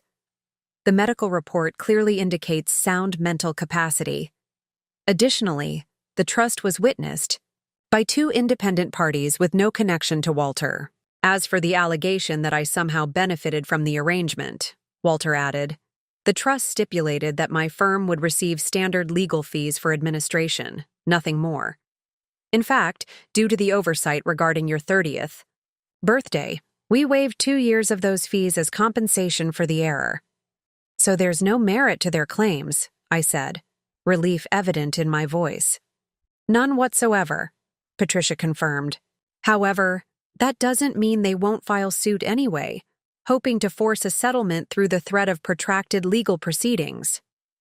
Which brings us to our recommended course of action," Walter continued. "We believe the most effective response is a counter-offensive. Rather than waiting for them to file, we prepare our own legal action, specifically a cease and desist letter followed by a suit for attempted extortion and defamation if they proceed with their baseless claims." "I don't want to sue my stepbrother," I said automatically, then reconsidered. "Though I suppose Tyler isn't the one making the threats, DiMartino is." "Exactly," Patricia nodded. "Our action would target DiMartino and Quantum Social LLC, not your family members directly. However, you should be prepared for the possibility that Tyler may be named as a co-defendant if he's officially partnered with DiMartino in this endeavor." The thought of legal action against any family member, even one as entitled and antagonistic as Tyler, made me uncomfortable. But the alternative, allowing myself to be intimidated into handing over my grandfather's trust fund, was worse. "What? About my father?" I asked. "Is he involved in this?" "Not based on the information we have," Walter assured me. "In fact, I spoke with him briefly yesterday after receiving your forwarded email. He was quite upset to learn of DiMartino's actions and insisted he had no knowledge of the planned challenge. That aligned with the tentative reconciliation my father and I had begun. I couldn't imagine him supporting such an underhanded tactic, especially given his recent acknowledgement of his mistakes regarding the cabin. "All right," I decided. "Let's proceed with the cease and desist. But I'd like to give my father a heads up before anything goes out. This will affect his household, regardless of his direct involvement." Walter agreed, and Patricia began outlining the next steps while I drafted a text to my father. "Need to talk today. Important. DiMartino is threatening legal action over the cabin trust." His reply came minutes later. "At home all day. Call or come by whenever you can." After finishing with the attorneys, I decided a face-to-face conversation would be better than a phone call. I texted my father that I'd drive out to Lakeside that afternoon. The familiar drive gave me time to organize my thoughts. I wasn't looking forward to another confrontation with Sharon, which seemed inevitable if I showed up at the house, but I needed to understand exactly how much my father knew about DiMartino's plans. When I arrived, my father was alone, a stroke of luck I hadn't anticipated. "Sharon's at her design studio until 6 and the boys are out," he explained as he welcomed me inside. "I'm glad you came in person. This DiMartino situation is troubling." We settled in the kitchen, the scene of our original confrontation over the cabin sale just weeks earlier. Everything looked the same, yet the dynamics had shifted fundamentally. Walter showed me DiMartino's email, my father said, pouring coffee for both of us. The allegations about your grandfather are completely false. Harold was sharp as a tack until the day he died, and Walter has always been above reproach professionally. I know that, I agreed. What I don't know is how much Tyler is involved in this scheme, or whether you knew about it before I texted. My father looked pained. I had no idea they were planning to challenge the trust. Tyler has been obsessed with finding alternative funding since the cabin sale fell through, but I never imagined he'd resort to this. And now that you know? I've tried calling him several times since you texted. He's not answering. My father's expression was a mixture of anger and disappointment. I can't believe he would participate in something like this, Emma. Making false accusations about his step-grandfather's mental capacity, threatening legal action against his own stepsister.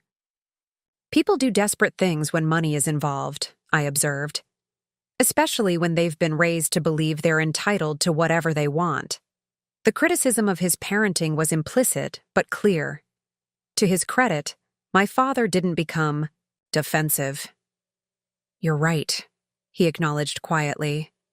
Sharon and I have indulged the boys too much, especially Tyler. We've protected them from consequences, bailed them out of financial mistakes. This situation with the cabin and DiMartino is partly the result of those patterns. His self-awareness surprised me. So, what are you going to do about it? First, I'm going to make it absolutely clear to Tyler that neither Sharon nor I will support this legal challenge in any way. If he proceeds with DiMartino, he does so entirely on his own.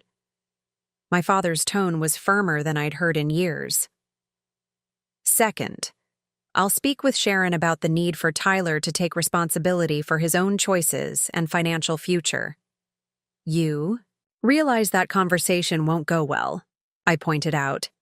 Sharon's convinced I've deliberately sabotaged the boy's business opportunity. She'll have to accept reality, my father said with unexpected resolve. The cabin was never ours to sell. The trust is valid. And making false accusations about your grandfather's mental state is not only dishonest, but deeply disrespectful to his memory. I studied him, looking for signs of the waffling, conflict-avoidant father I'd known since Sharon entered our lives. Instead, I saw determination and clarity. Glimpses of the man he'd been before grief and remarriage had changed our family dynamic. Walter's preparing a cease and desist letter, I told him. If DiMartino doesn't back down, there may be a countersuit. For extortion and defamation. My father nodded. That's appropriate. And if Tyler has tied himself to this scheme, he'll have to face the consequences. It's long past time. As I drove back to Chicago that evening, I reflected on the unexpected shifts in my relationship with my father. The cabin dispute had forced painful confrontations and revealed long-hidden truths, but perhaps it had also created an opportunity for genuine change in how he interacted with Sharon and her sons, and in how he and I rebuilt our damaged connection. The next morning, Walter called to inform me that the cease and desist letter had been delivered to DiMartino, with copies to Tyler and Quantum Social's registered business address. Now we would wait to see how they responded. I didn't have to wait long. By that afternoon, my phone was buzzing with multiple texts, from my father, from Brandon, and eventually from Tyler himself. The battle over my grandfather's trust was just beginning. Tyler's text was the first I opened. We need to talk, not about the legal stuff, something else, important. The vague urgency seemed designed to pique my curiosity, possibly a tactic to get me to engage despite the cease and desist letter. I decided to check the other messages before responding. Brandon's was next. DiMartino freaking out over your lawyer's letter. Tyler finally seeing his true colors. Call me when you can. Finally, my father. Tyler came home upset. Says DiMartino has been lying to him. Wants to talk to you. I advised him to be completely honest if you agree. The messages suggested something significant had shifted in the dynamic between Tyler and DiMartino. Intrigued despite my wariness, I called Brandon first. "What's going on?" I asked when he answered. "DiMartino's been scamming us," Brandon said without preamble. "Your lawyer's letter cited his previous lawsuit, the one where he was accused of the exact same tactics he's using now." Tyler had no idea. When he confronted DiMartino, the guy basically admitted he never intended to build the business. The whole thing was a funding scheme. I felt a complex mix of vindication and sympathy. Tyler must be devastated. "He's more angry than anything," Brandon replied. "He really believed in the business concept. Finding out DiMartino was just using our family connection to the cabin money, it hit him hard." "What about the legal challenge to Grandpa's trust?" "That was all DiMartino. He drafted the email, pressured Tyler to approve it." Brandon hesitated. "Tyler's not blameless. He went along with it, desperate to save the business. But now he wants to make things right. That's why he's trying to reach you." I considered this information carefully.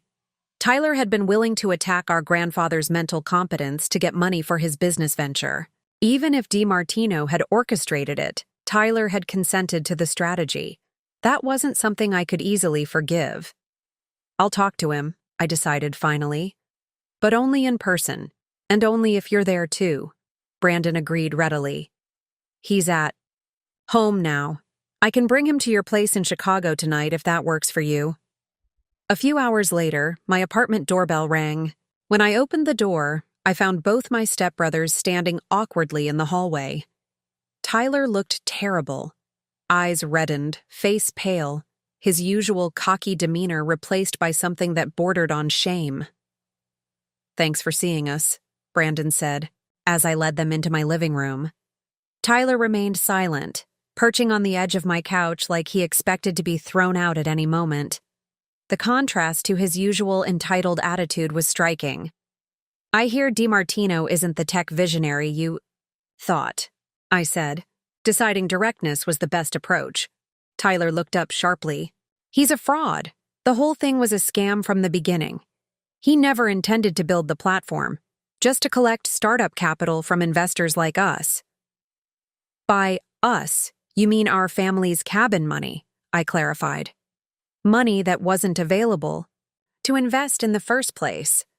He had the grace to look ashamed. "I didn't know about the trust when we first partnered with him. I thought Dad owned the cabin outright." "And after you found out?" "When DiMartino suggested challenging Grandpa's mental capacity?" Tyler's face flushed. "I was desperate. We'd already committed funds to initial development, or what I thought was development. DiMartino said the trust challenge was standard procedure, that these kinds of arrangements were overturned all the time when they interfered with legitimate business interests." "And you believed that?" The skepticism in my voice was clear. "I wanted to believe it," Tyler admitted. "The business was everything, to me. My chance to prove I wasn't just Dad's freeloading stepson." The naked vulnerability in his admission caught me off guard. Despite years of tension between us, I'd never considered that Tyler might feel insecure about his place in the family, or his own worth. "What happens now?" I asked. "With DiMartino, I mean." "He's gone dark," Brandon answered. "Won't return calls, emptied the business checking account, cleared out the office." Classic scammer behavior, I observed.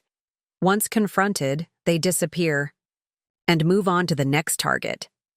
Tyler looked up, sudden determination in his eyes. "I want to file a police report. He took our initial investment, $20,000 that I borrowed from Mom, under false pretenses." "That's a good start," I agreed. "And what about the trust challenge? The accusations against Grandpa and Walter?" "I'll sign whatever your lawyer needs to formally withdraw those claims," Tyler said immediately. "I know it doesn't make up for agreeing to them in the first place, but I'll do whatever I can to make this right."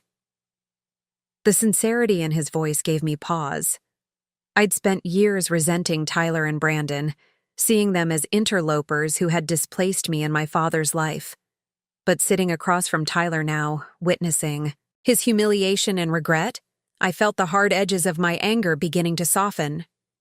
"We should call Walter," I said, reaching for my phone. "He needs to know about this development." Walter answered on the second ring, his voice alert despite the late hour.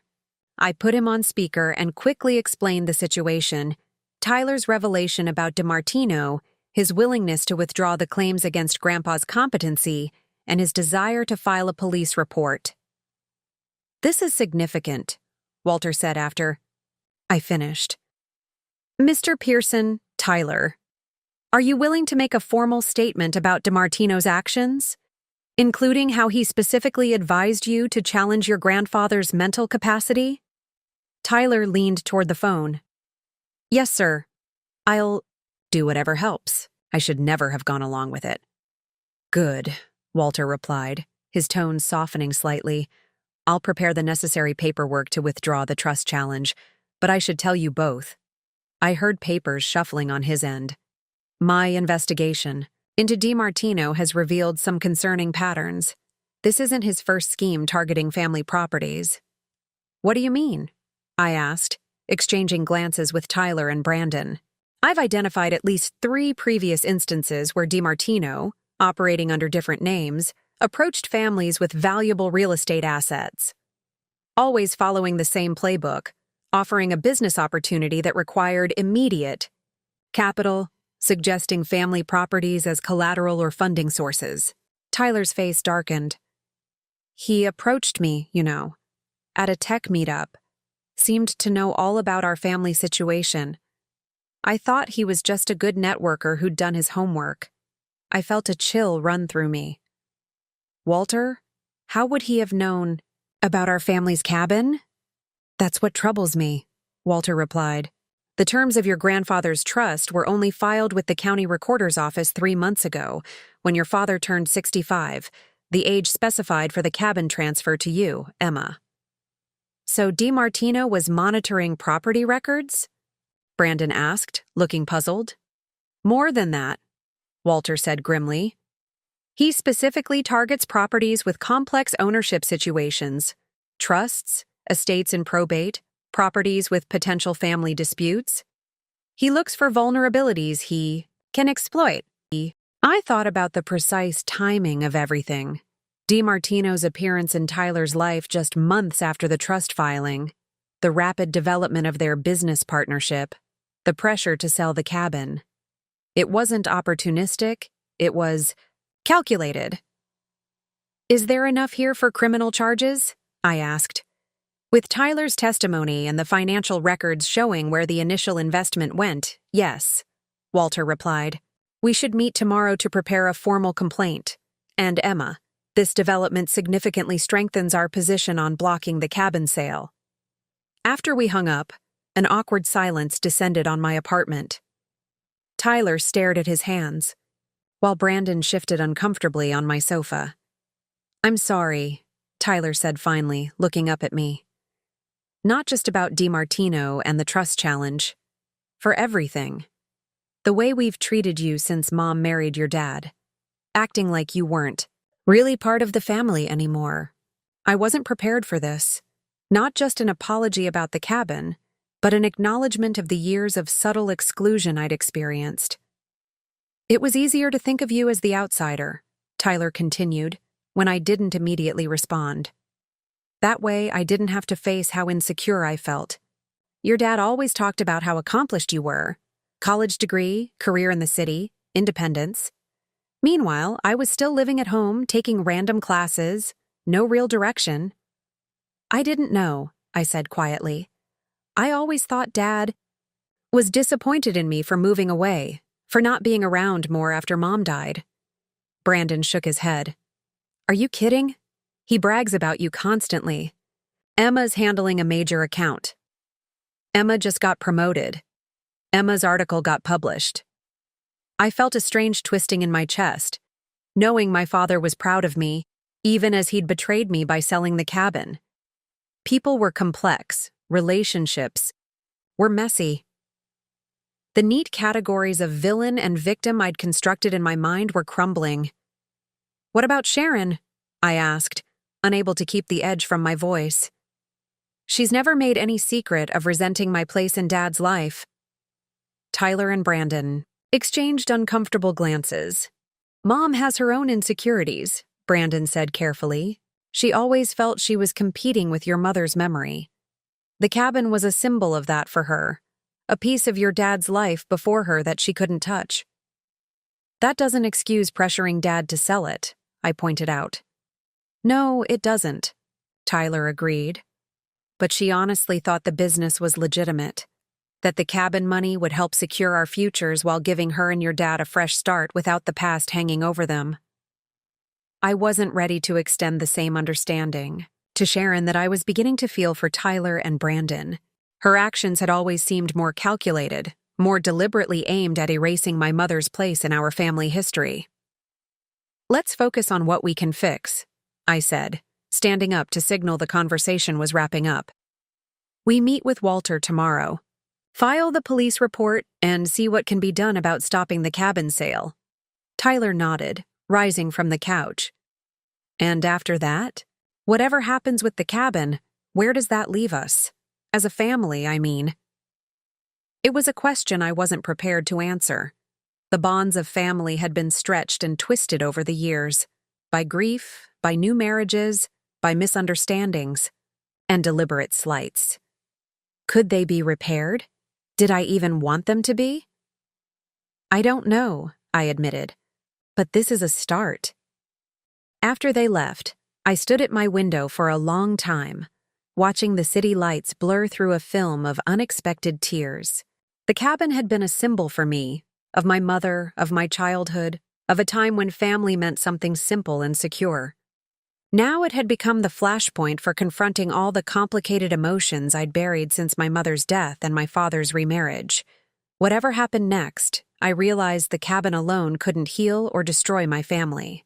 That work would require something far more difficult than legal documents or property deeds. It would demand honesty, vulnerability, and forgiveness, things no court could compel, no lawyer could draft. I picked up my phone and texted my father. "Tyler and Brandon came by. We're meeting with Walter tomorrow. I think we need to talk, all of us, when this is over." His response came immediately. "Thank you, Emma. I love you. Always have." 4 simple words I hadn't heard from him in years. I wondered if they could possibly be enough. Walter's office felt both familiar and strange. The same leather-bound law books lining the walls, the same heavy mahogany desk, even the same brass lamp casting a warm glow over the room. But the circumstances of my visit were unprecedented. Never before had I sat here with Tyler and Brandon, united in purpose rather than divided by resentment. "Mr. DiMartino has been quite thorough in covering his tracks," Walter said, adjusting his reading glasses as he reviewed the documents spread before him. "He's closed the business accounts, surrendered the office lease, and appears to have left the state." "He can't just get away with this," Tyler insisted, leaning forward in his chair. His face, still drawn from a sleepless night, hardened with determination. "He took our money, Mom's money, under false pretenses."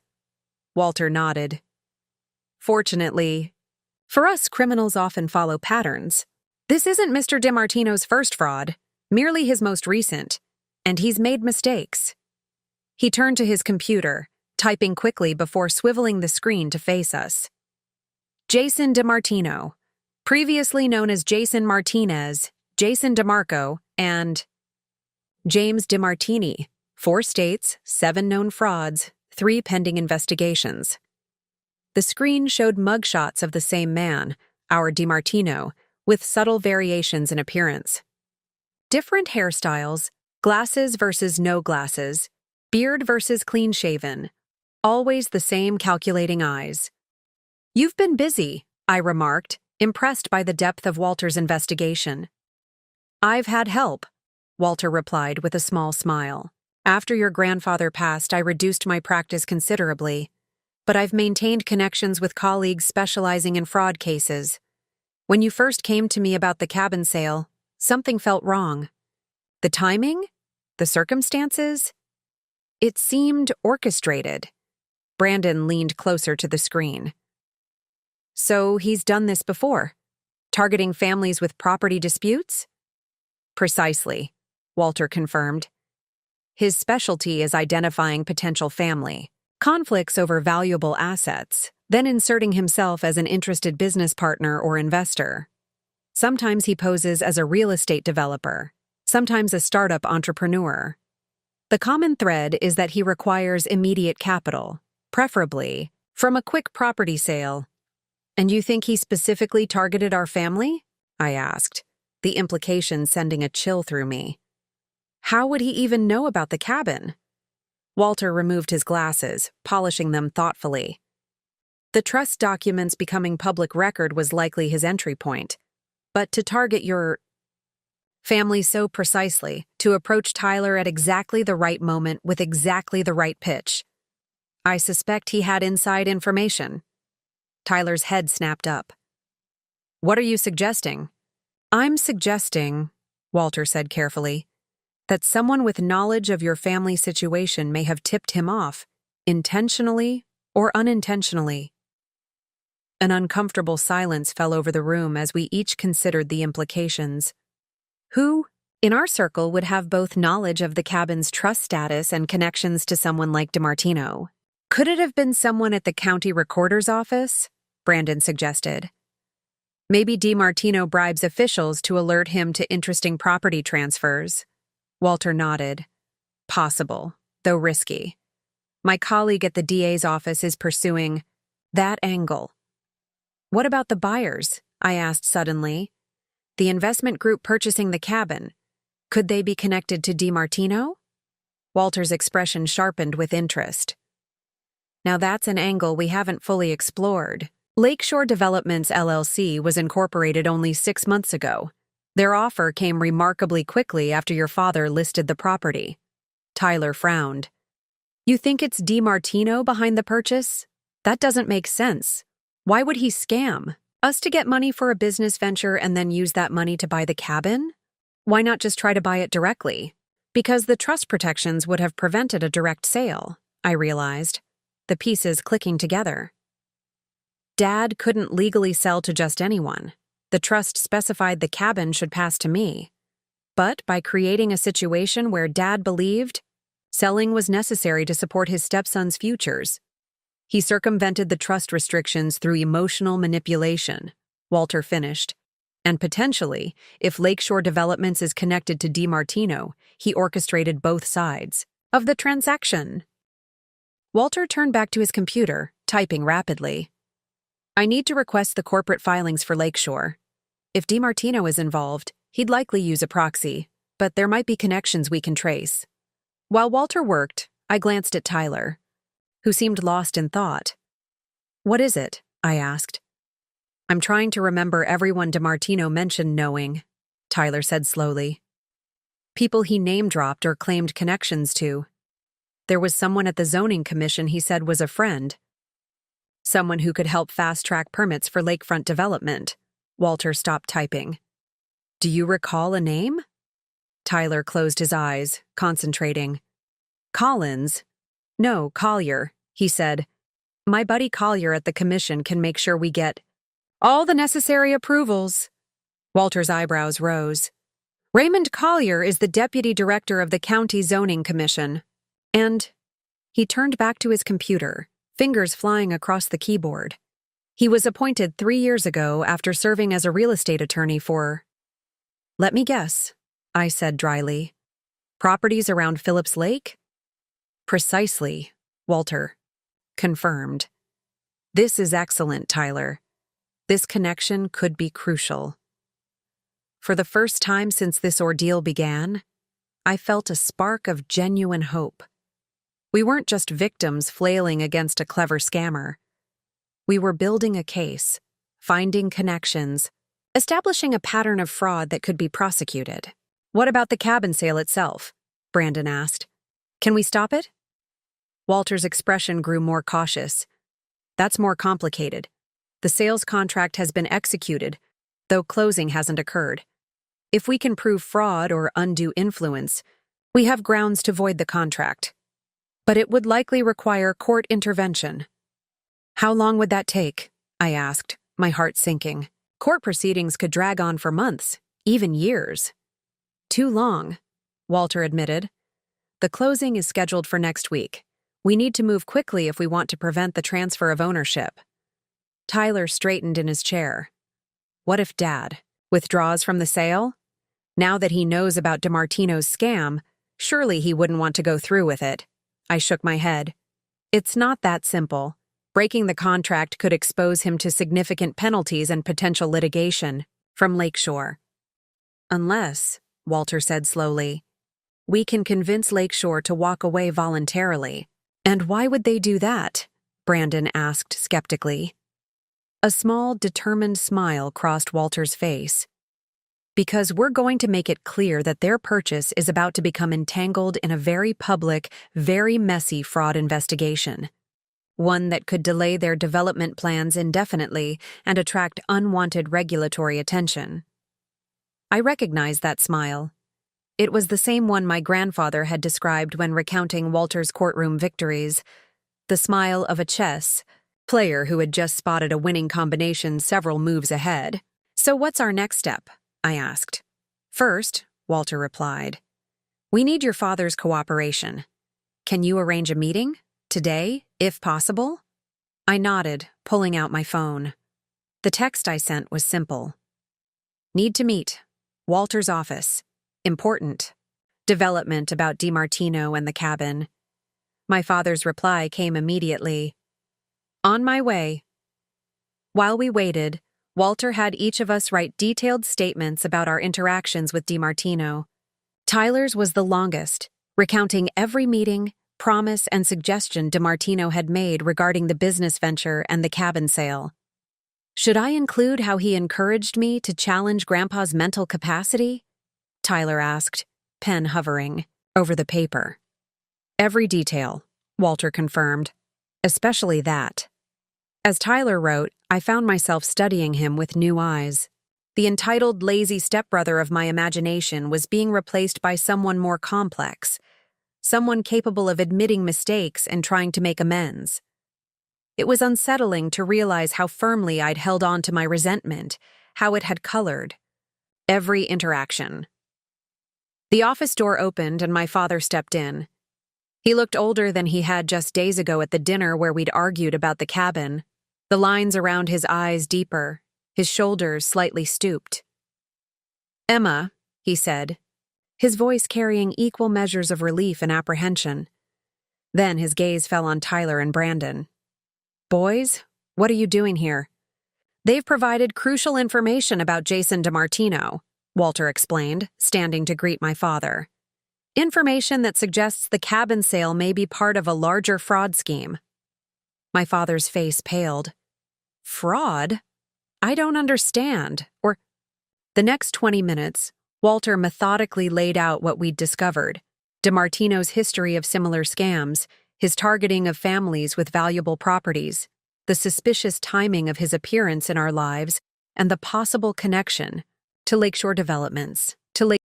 This can't be right, my father protested weakly. The Lakeshore representatives seemed completely legitimate. We've had multiple meetings with their development team. Appearances can be deceiving, Walter replied gently. That's what makes fraud effective. My father turned to Tyler. And you're saying this business venture, this investment I agreed to support by selling the cabin, was never real? Tyler couldn't meet his eyes. I'm sorry, Dad. I let myself be fooled. DiMartino showed us fake prototypes, introduced us to people he claimed were engineers and designers. It was all an act. My father sank into a chair looking shaken. I never would have agreed to sell if I'd known. We understand that, Robert, Walter said. But now we need your help to try to stop this sale before it's finalized. How? My father asked. The contract is signed. The closing is scheduled. If I back out, the penalties would be substantial. "We're not suggesting you simply break the contract," Walter clarified. "We're developing a strategy to pressure Lakeshore to withdraw voluntarily." He outlined his plan, gathering evidence of DiMartino's fraud, establishing connections between DiMartino and Lakeshore or the Zoning Commission, then approaching Lakeshore with the threat of involving law enforcement and regulatory agencies if they proceeded with the purchase. "It's essentially a legal bluff," Walter admitted, "but one based on genuine concerns and evidence. No reputable development company wants their project tainted by association with fraud." My father listened intently, his expression shifting from defeat to cautious hope. When Walter finished, he turned to me. "Emma, I don't know if this will work, but I want you to know I never should have agreed to sell the cabin without discussing it with you first. Your grandfather was clear about his wishes. I let myself be convinced that circumstances had changed, that making this investment for Tyler and Brandon was more important than honoring that commitment to you. The apology I'd wanted for so long now felt almost secondary to the larger issues at stake. "We can talk about that later, Dad. Right now, we need to focus on stopping DiMartino and Lakeshore." My father nodded, then turned to Walter. "Tell me what I need to do." For the next hour, we developed a plan of action. My father would provide all correspondence with Lakeshore, Tyler would compile every communication with DiMartino, and Brandon would research the previously developed properties around Phillips Lake to look for patterns or connections. As the meeting concluded, Walter pulled me aside. "There's something else we should discuss," he said in a low voice. "Something I discovered when reviewing your grandfather's original trust documents." I felt a prickle of unease. "What is it?" "There's a clause I hadn't fully appreciated before. A provision regarding unauthorized sale of the property." "And?" Walter's expression was grave but determined. "If we can prove your father knowingly violated the terms of the trust by selling to an entity other than you, there could be significant financial consequences for him personally." I understood the implication immediately. We had leverage not just against Lakeshore, but potentially against my own father if he wavered in his commitment to challenging the sale. The realization left me cold. Was I prepared to threaten my father? With financial penalties to secure the cabin? To use the law against him the way DiMartino had used manipulation? "That won't be necessary," I said firmly. "Dad's on board now. We work together on this, as a family." Walter studied me for a moment, then nodded. "Let's hope it stays that way. But Emma, your grandfather included that clause for a reason. He wanted to ensure the cabin remained in the direct family line, your line. Don't be too quick to dismiss the protections he put in place." As I left the office with my father and stepbrothers, Walter's words echoed in my mind. The cabin had always been more than property to my grandfather. It was a legacy, a connection to the past and future of our family. He'd structured the trust to protect that vision. But families change. Relationships evolve. The neat lines of descent my grandfather had envisioned had been complicated by my father's remarriage, by the introduction of Sharon and her sons into our lives.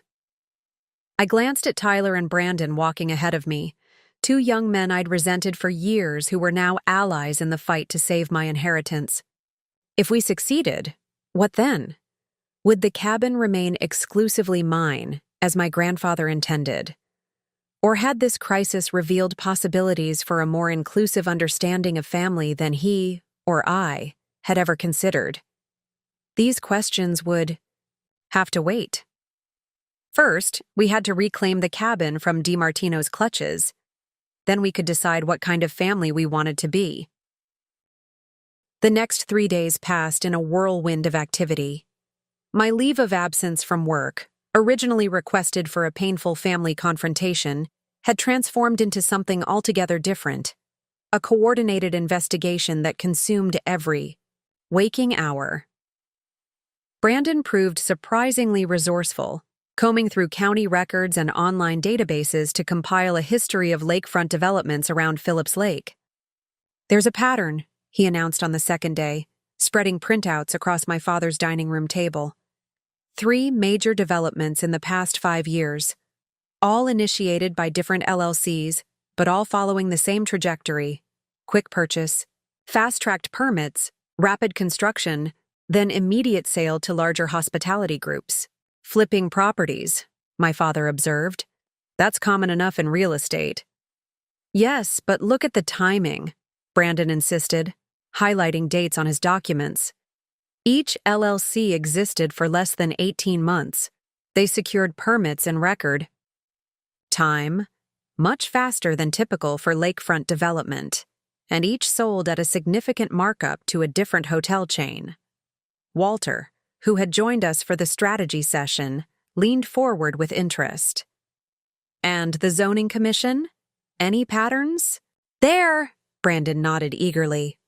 That's the most interesting part. Raymond Collier, the deputy director Tyler remembered DeMartino mentioning, was involved in all 3 projects. First as the attorney representing 2 of the LLCs, then after his appointment to the commission, as the official who approved the permits for the 3rd. A revolving door between private development and regulatory oversight, Walter murmured, making notes. Common enough, but potentially problematic when combined with our other concerns. Tyler, meanwhile, had been reconstructing. His entire relationship with DeMartino, every meeting, every email, every promise made and broken. He was careful, Tyler admitted, frustration evident in his voice. Almost everything was discussed in person. When we did communicate in writing, he used vague language that could be interpreted multiple ways. But you have the initial investment.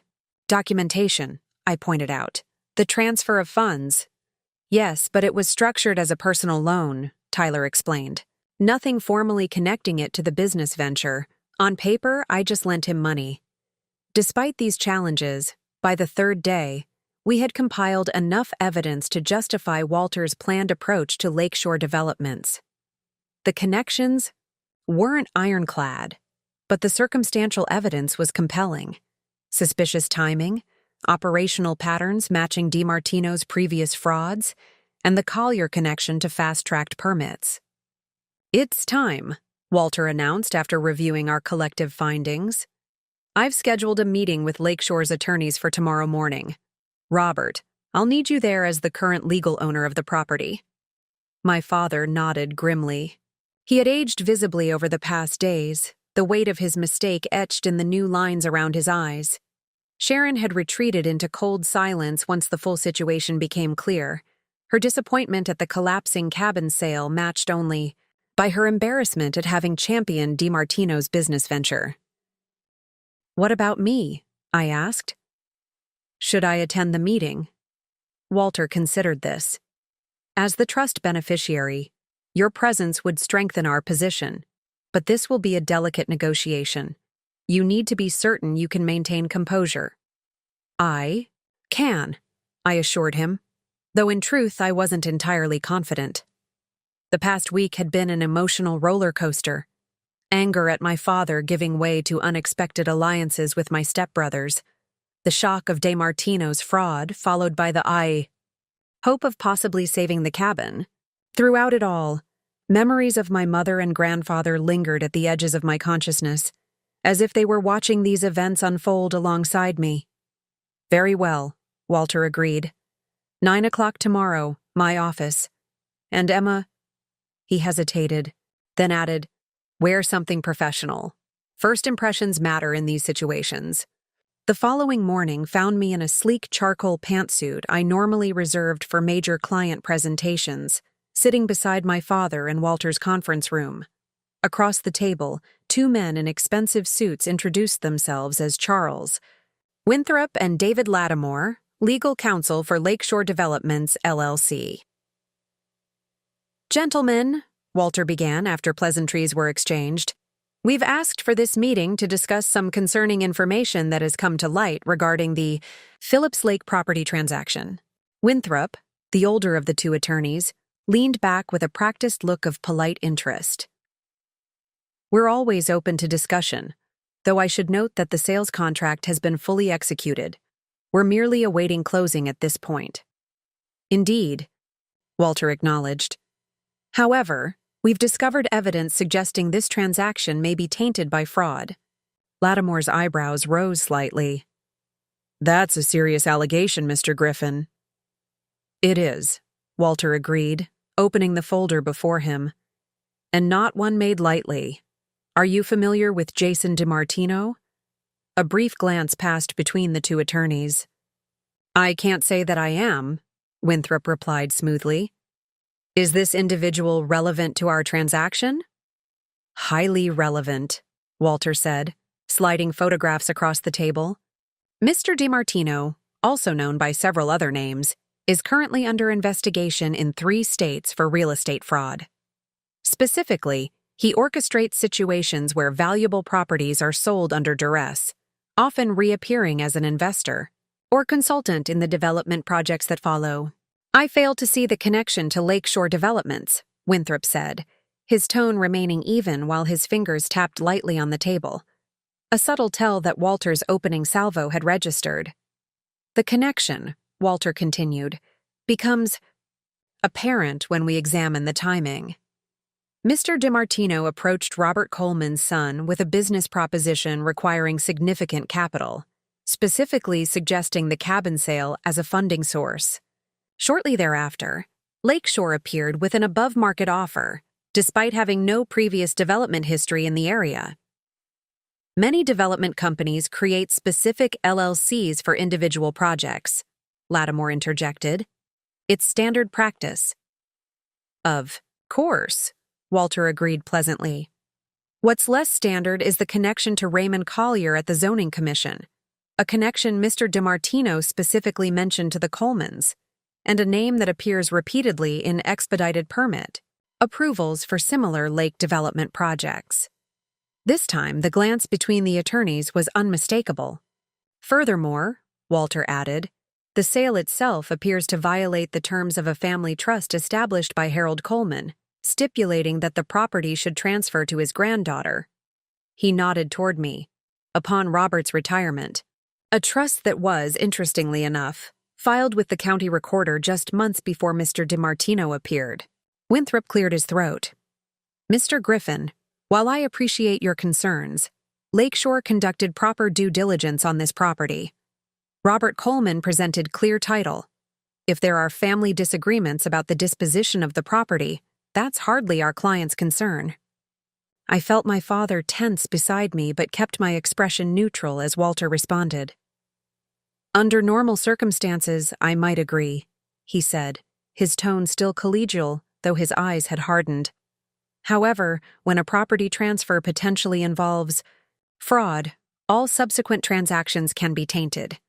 My colleague at the district attorney's office, he placed a business card on the table, is quite interested in the pattern of development around Phillips Lake, particularly the involvement of certain regulatory officials.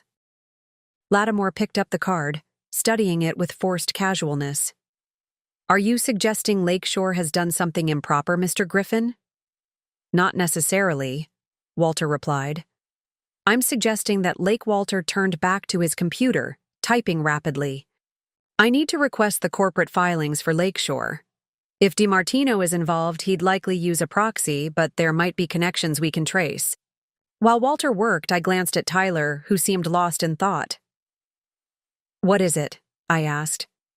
I'm trying to remember everyone DiMartino mentioned knowing, Tyler said slowly. People he name-dropped or claimed connections to. There was someone at the Zoning Commission he said was a friend, someone who could help fast-track permits for lakefront development. Walter stopped typing. Do you recall a name? Tyler closed his eyes, concentrating. Collins? No, Collier. He said, my buddy Collier at the commission can make sure we get all the necessary approvals. Walter's eyebrows rose. Raymond Collier is the deputy director of the county zoning commission, and he turned back to his computer, fingers flying. Across the keyboard, he was appointed 3 years ago after serving as a real estate attorney for, let me guess, I said dryly. Properties around Phillips Lake? Precisely. Walter confirmed. This is excellent, Tyler. This connection could be crucial. For the first time since this ordeal began, I felt a spark of genuine hope. We weren't just victims flailing against a clever scammer. We were building a case, finding connections, establishing a pattern of fraud that could be prosecuted. What about the cabin sale itself? Brandon asked. Can we stop it? Walter's expression grew more cautious. That's more complicated. The sales contract has been executed, though closing hasn't occurred. If we can prove fraud or undue influence, we have grounds to void the contract, but it would likely require court intervention. How long would that take? I asked, my heart sinking. Court proceedings could drag on for months, even years. Too long, Walter admitted. The closing is scheduled for next week. We need to move quickly if we want to prevent the transfer of ownership. Tyler straightened in his chair. What if Dad withdraws from the sale? Now that he knows about DiMartino's scam, surely he wouldn't want to go through with it. I shook my head. It's not that simple. Breaking the contract could expose him to significant penalties and potential litigation from Lakeshore. Unless, Walter said slowly, we can convince Lakeshore to walk away voluntarily. And why would they do that? Brandon asked skeptically. A small, determined smile crossed Walter's face. Because we're going to make it clear that their purchase is about to become entangled in a very public, very messy fraud investigation. One that could delay their development plans indefinitely and attract unwanted regulatory attention. I recognized that smile. It was the same one my grandfather had described when recounting Walter's courtroom victories, the smile of a chess player who had just spotted a winning combination several moves ahead. So, what's our next step? I asked. First, Walter replied, we need your father's cooperation. Can you arrange a meeting, today, if possible? I nodded, pulling out my phone. The text I sent was simple. Need to meet. Walter's office. Important development about DiMartino and the cabin. My father's reply came immediately. On my way. While we waited, Walter had each of us write detailed statements about our interactions with DiMartino. Tyler's was the longest, recounting every meeting, promise, and suggestion DiMartino had made regarding the business venture and the cabin sale. Should I include how he encouraged me to challenge Grandpa's mental capacity? Tyler asked, pen hovering over the paper.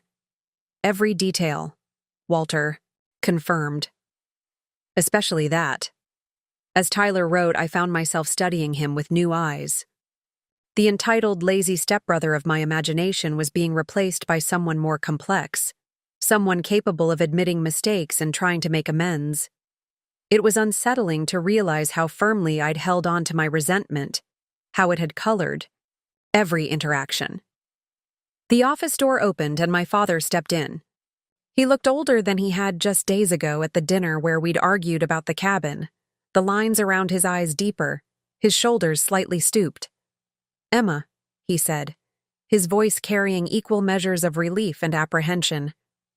Then his gaze fell on Tyler and Brandon. Boys?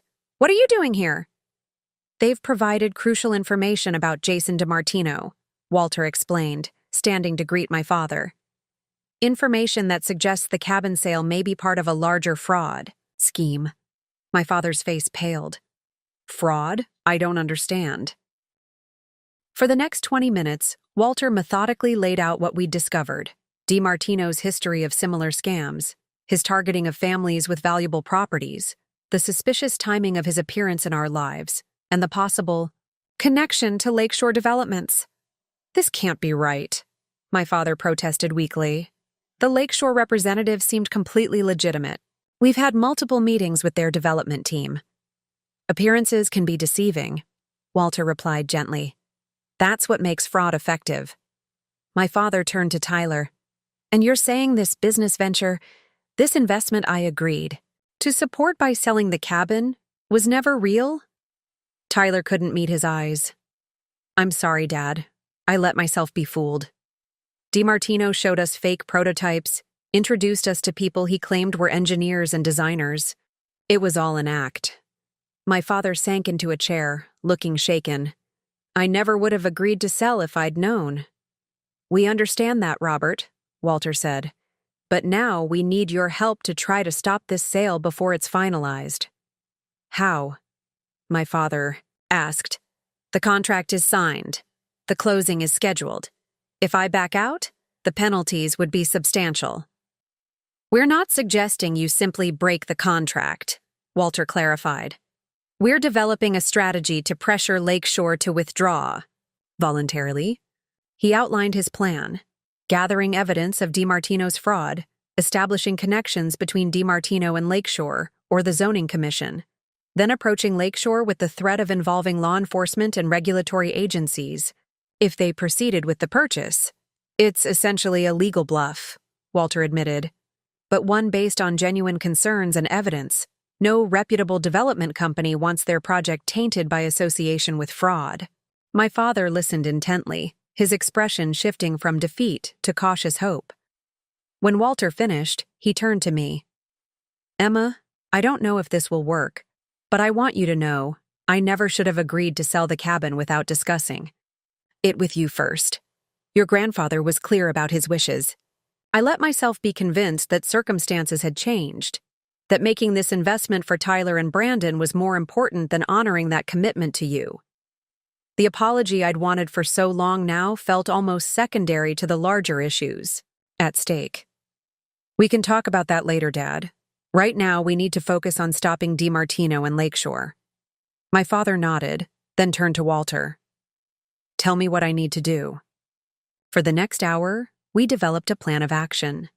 My father would provide all correspondence with Lakeshore, Tyler would compile every communication with DiMartino, and Brandon would research the previously developed properties around Phillips Lake to look for patterns or connections. As the meeting concluded, Walter pulled me aside. There's something else we should discuss, he said in a low voice. Something I discovered when reviewing your grandfather's original trust documents. I felt a prickle of unease. What is it? There's a clause I hadn't fully appreciated before, a provision regarding unauthorized sale of the property. And? Walter's expression was grave but determined. If we can prove your father knowingly violated the terms of the trust by selling to an entity other than you, there could be significant financial consequences for him personally. I understood the implication immediately. We had leverage not just against Lakeshore, but potentially against my own father if he wavered in his commitment to challenging the sale. The realization left me cold. Was I prepared to threaten my father? With financial penalties to secure the cabin? To use the law against him the way DiMartino had used manipulation? That won't be necessary, I said firmly. Dad's on board now. We work together on this, as a family. Walter studied me for a moment, then nodded. Let's hope it stays that way. But Emma, your grandfather included that clause for a reason. He wanted to ensure the cabin remained in the direct family line. Your line. Don't be too quick to dismiss the protections he put in place. As I left the office with my father and stepbrothers, Walter's words echoed in my mind. The cabin had always been more than property to my grandfather. It was a legacy, a connection to the past and future of our family. He'd structured the trust to protect that vision. But families change, relationships evolve. The neat lines of descent my grandfather had envisioned had been complicated by my father's remarriage, by the introduction of Sharon and her sons into our lives. I glanced at Tyler and Brandon walking ahead of me, two young men I'd resented for years who were now allies in the fight to save my inheritance. If we succeeded, what then? Would the cabin remain exclusively mine, as my grandfather intended? Or had this crisis revealed possibilities for a more inclusive understanding of family than he, or I, had ever considered? These questions would have to wait. First, we had to reclaim the cabin from DiMartino's clutches. Then we could decide what kind of family we wanted to be. The meeting with Lakeshore's attorneys lasted another hour, A careful dance of implications and counter-arguments, with Walter methodically presenting our evidence while never quite accusing Lakeshore of direct involvement in DiMartino's scheme. By the end, Winthrop and Lattimore had dropped their dismissive attitude, requesting copies of our documentation and promising to consult with their client about next steps. "They're concerned," Walter observed as we walked to the parking lot afterward. That business card from the DA's office was particularly effective. David Henderson isn't actually investigating Lakeshore yet, but he's been looking for an entry point to examine the zoning commission's approval patterns for some time. "So what happens now?" my father asked, keys jingling nervously in his hand. "Now we wait," Walter replied. "They'll review our materials, consult with Lakeshore's principals, and weigh their options. If they have nothing to hide, they might still decide the potential complications aren't worth the headache." "And if they do have connections to DiMartino?" I asked. Walter's expression turned grimmer. "Then they'll either back away quietly or double down and fight. We should know within days." Those days of waiting proved excruciating. I extended my leave from work, unable to focus on client presentations while the cabin's fate hung in the balance. My father moved through his daily routine like a man sleepwalking, while Sharon remained conspicuously absent from family discussions, retreating to her sister's house for some space. Tyler and Brandon, however, threw themselves into further investigation. Having tasted purpose in our collaborative efforts, they seemed reluctant to return to their previous aimlessness. "I've been looking into DiMartino's social media connections," Brandon announced over coffee at my apartment 3 days after the meeting. "Trying to map who he associates with. There's someone interesting, a woman named Vanessa Mercer, who appears in photos with him at several events. She's listed as a development consultant on LinkedIn." "That could be anyone," I pointed out. "A girlfriend, a colleague?" "True," Brandon conceded. "But here's where it gets interesting. She's also in photos with Raymond Collier from the Zoning Commission. Professional events, not social ones." Tyler, who had been scrolling through his phone, suddenly looked up. "Wait, what's her name again? Vanessa Mercer?" "Yes. Why?" "Because she was at one of my meetings with DiMartino," Tyler said slowly. "He introduced her as a potential investor who was considering backing our platform. I only met her once, but I remember she asked specific questions about Dad and the cabin, how quickly we needed funding, whether there were any complications with the property." I felt a surge of excitement. This could be the connection we need. If Mercer links DiMartino to Collier and possibly to Lakeshore. My phone rang, interrupting the thought. Walter's name flashed on the screen. "Emma," he said when I answered, his voice carefully controlled. "I've just heard from Lakeshore's attorneys. They'd like another meeting. Tomorrow morning if possible." "Did they give any indication of their position?" I asked, heart racing.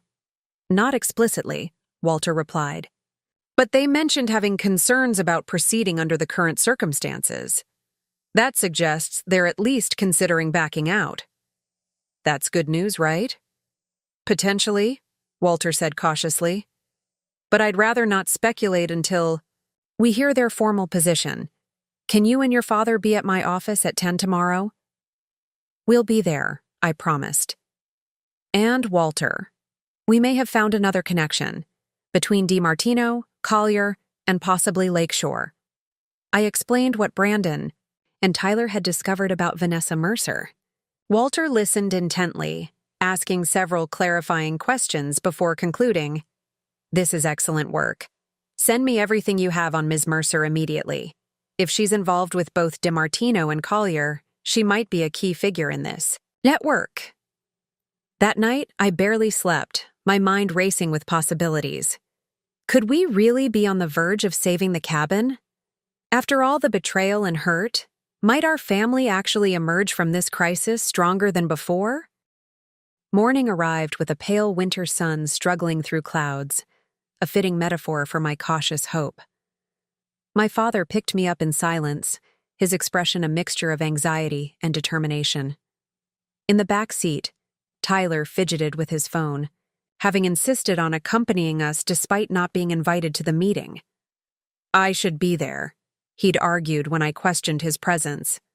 This whole mess started because of my gullibility. I want to see it through. Walter met us in the lobby of his building, his face revealing nothing as he led us to the conference room. Inside, Winthrop and Lattimore waited, along with a third man I hadn't seen before, older, with silver hair and the confident bearing of someone accustomed to authority. Robert, Emma, this is Howard Lakemore, CEO of Lakeshore Developments. Walter introduced us. Mr. Lakemore requested to join our discussion today. We exchanged handshakes, and I studied Lakemore carefully. Was he here to intimidate us with corporate power, or to personally deliver a concession? Thank you for meeting with us again, Lakemore began once we were seated.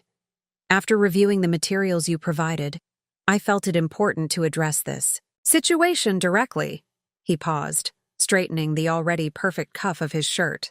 Lakeshore Developments has built its reputation on ethical business practices and transparent dealings with communities where we develop properties. I fought to keep my expression neutral, though internally I was rolling my eyes at the corporate platitudes. Beside me, my father shifted uncomfortably. The information you've presented raises concerning questions about potential peripheral connections to individuals whose practices do not align with our corporate values, Lakemore continued. To be absolutely clear, Lakeshore has no formal relationship with Jason DiMartino. We were unaware of his approach to the Coleman family or his suggestion regarding the sale of the property. And Vanessa Mercer? Walter asked smoothly. Or Raymond Collier? A flicker of something, surprise, concern, crossed Lakemore's face before he regained his corporate mask. Ms. Mercer has provided consulting services to Lakeshore on several projects, including preliminary research on Phillips Lake development opportunities. Mr. Collier, as a regulatory official, has naturally been involved in discussions about permit requirements. I wasn't aware they had connections to Mr. DiMartino.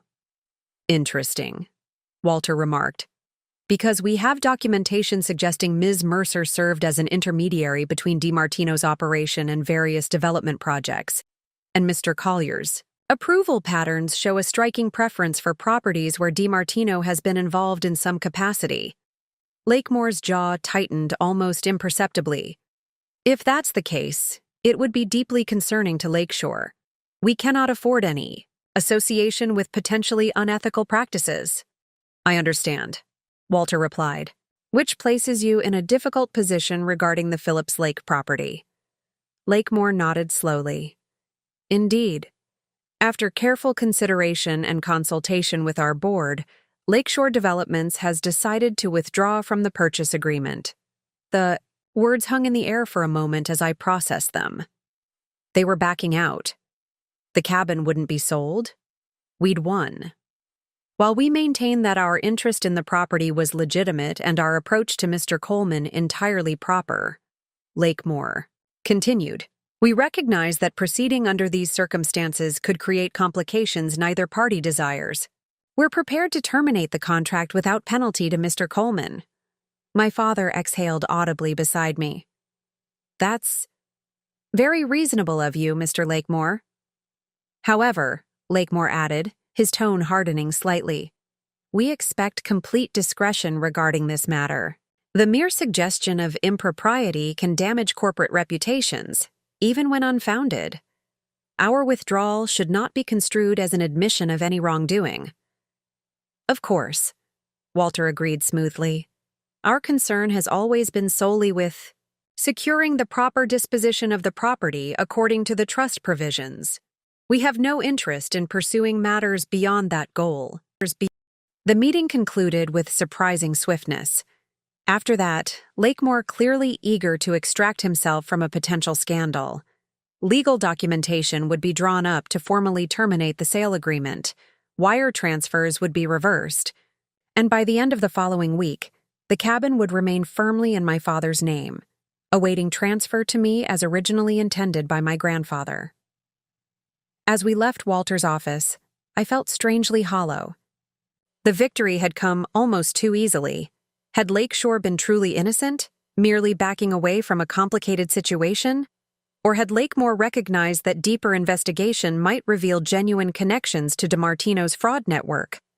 "We did it," my father said as we reached the parking lot, his voice conveying more exhaustion than triumph. "The cabin is safe."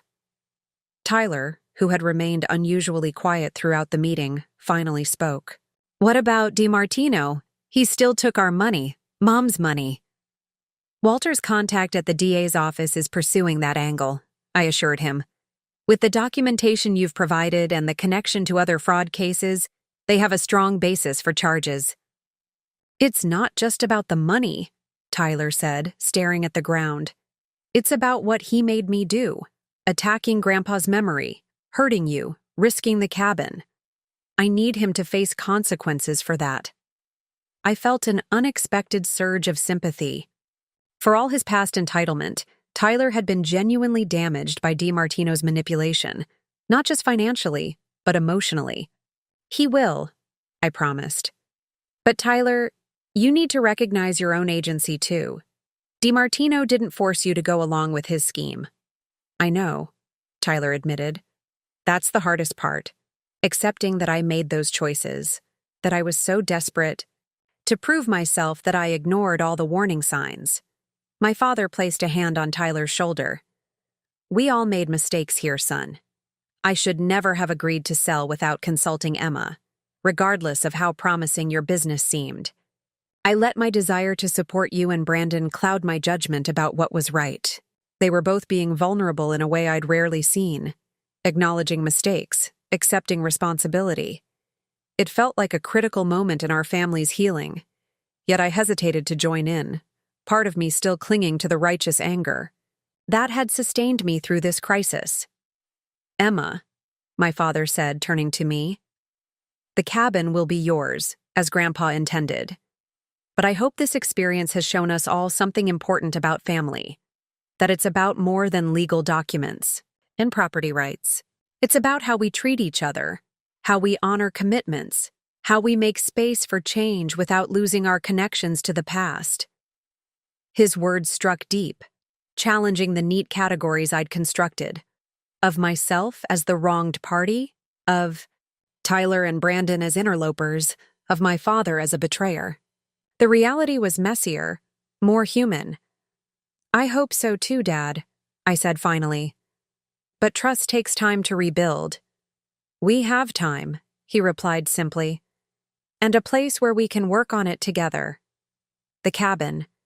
Not just my inheritance now, but potentially a space for healing the fractures in our blended family, if I chose to make it one." As we drove away from Walter's office, the winter sun emerged fully from behind the clouds, casting long shadows across the road ahead. I thought about my mother, about the summers we'd spent at the cabin before cancer took her, about the joy and security I'd felt there. I thought about my grandfather, his desire to preserve that special place for future generations.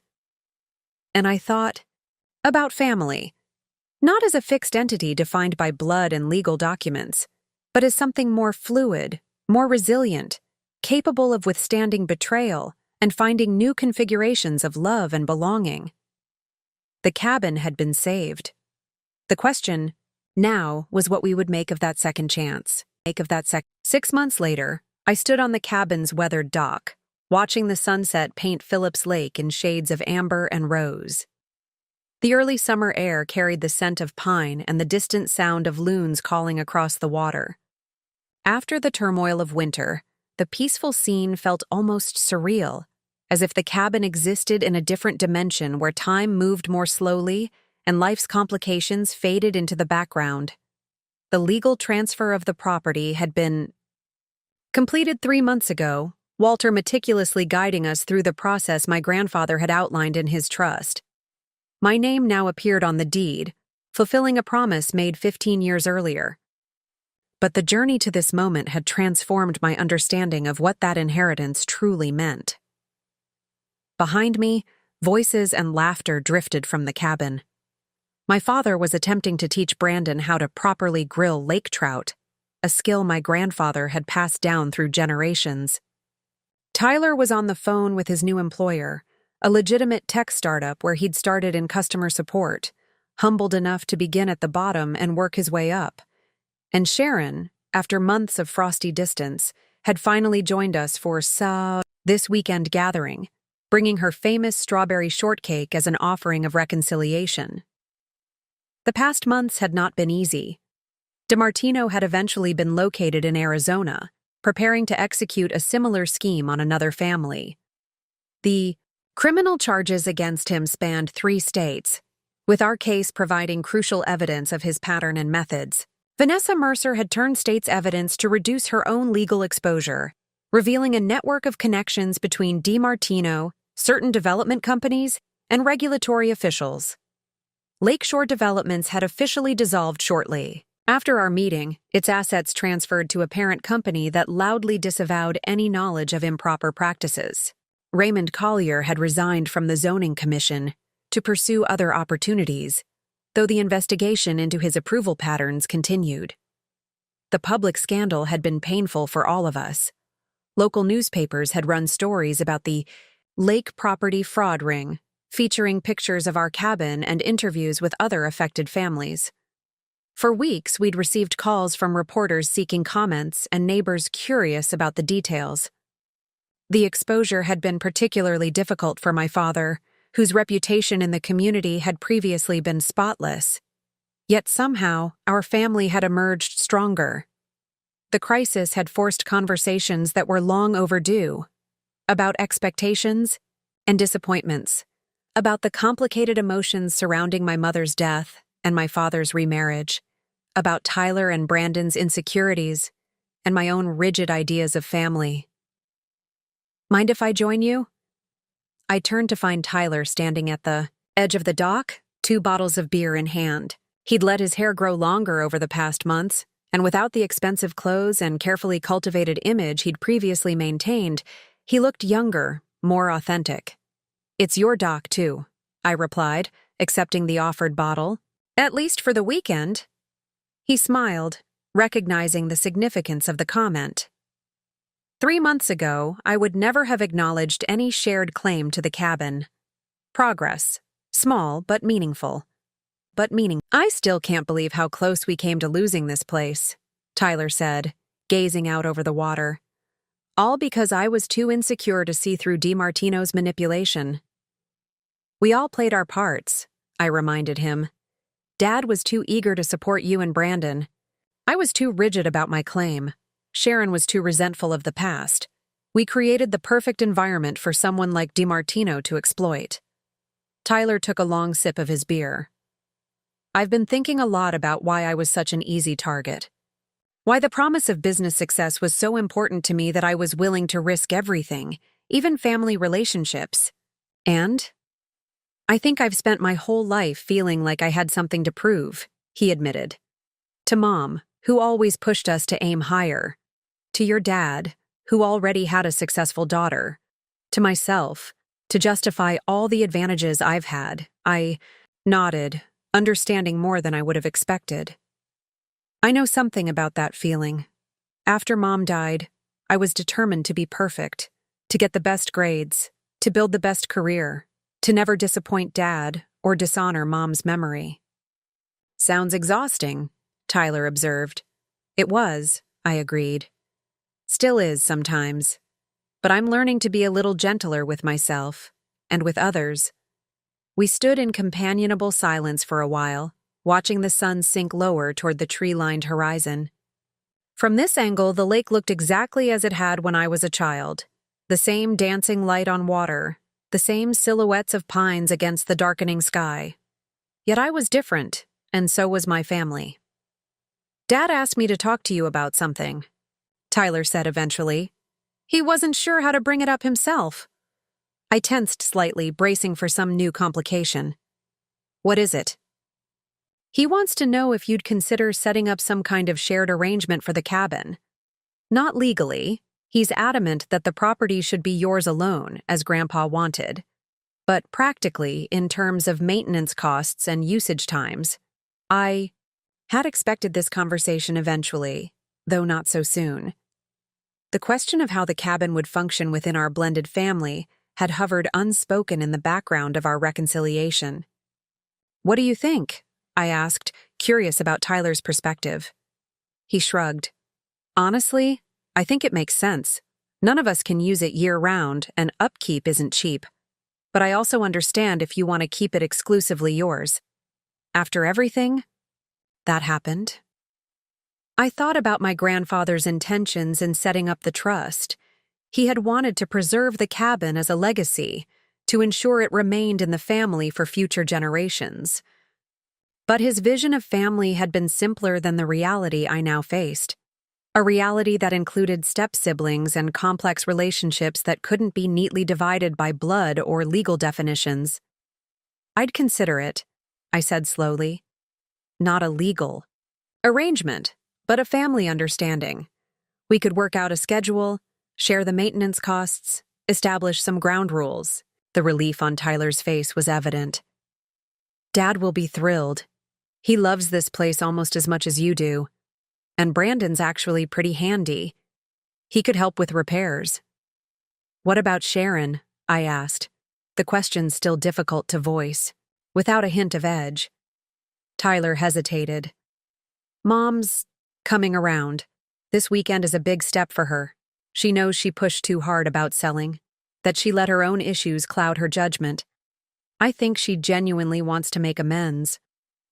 I wasn't entirely convinced, but I recognized the effort Sharon had made in joining us this weekend, in attempting to navigate the complex emotional territory of a place so connected to my mother's memory. "One step at a time," I said. "We'll see how this weekend goes." As if on cue, my father's voice called from the cabin. "Dinner's ready! Come get it while it's hot." We turned to head back, the weathered boards of the dock creaking familiarly beneath our feet. The cabin glowed warmly in the gathering dusk, windows bright with light, smoke curling from the chimney despite the summer evening. It looked like a postcard of family contentment, a vision both nostalgic and newly possible. "Emma," Tyler said, pausing at the end of the dock. "Thank you. Not just for this weekend, but for fighting for the cabin, for giving us all a second chance." I nodded, unexpectedly moved by his gratitude. The cabin was always meant to be a place that preserved family connections. Maybe it's still serving that purpose, just in a way Grandpa couldn't have foreseen. Inside, the scene was one of casual domestic harmony. My father proudly serving his grilled trout, Brandon setting out plates with unexpected care, Sharon arranging her shortcake on the sideboard my grandmother had restored decades ago. The cabin absorbed this new family configuration as it had, absorbed generations of laughter and tears, arguments and reconciliations, departures and homecomings. Later, as we gathered on the screened porch with coffee and dessert, my father raised his mug in a toast. "To family," he said simply, "in all its complicated, messy, wonderful forms." We echoed the toast, our mugs clinking in the soft evening air. And I thought about inheritance, not just of property or money, but of stories, values, and connections. My grandfather had left me the cabin because he wanted to ensure I remained connected to my history, to the place that had shaped generations of our family. In fighting to honor that intention, I had unexpectedly expanded its meaning. The cabin remained a legacy, but now it held the possibility of becoming something more, a bridge between past and future, between the family I had lost and the one I was cautiously beginning to accept. Not a replacement for what had been, but a new chapter in an ongoing story. As night fell fully over Phillips Lake, stars emerging in the clear summer sky, I felt a sense of peace that had eluded me since my mother's death. The cabin was safe, my memories were intact, and my capacity for family, for forgiveness, for finding new paths forward had proven more resilient than I could have imagined. Some inheritances came with legal documents and deeds. Others, more valuable, more essential, were passed along in moments like this. Ordinary evenings transformed by the extraordinary human ability to heal, to reconnect, to begin again. The cabin would always be my inheritance. But the lesson it had taught me about the true meaning of family, that was the legacy that would endure long after the wood weathered and the memories faded, sustaining generations yet to come. As conversations flowed around me, I silently thanked my grandfather for his foresight, my mother for her enduring presence in my heart, and even DiMartino, whose attempts to destroy our family had paradoxically helped us rebuild it, stronger and more inclusive than before. The path forward wasn't perfectly clear, and there would surely be more challenges ahead. But here, in this moment, surrounded by the complicated, imperfect people who constituted my family, I felt something I hadn't expected to find in the aftermath of betrayal and conflict. Hope. Not just for preserving the past, but for creating a future where legacy and love could expand beyond the boundaries of what any of us had previously imagined possible.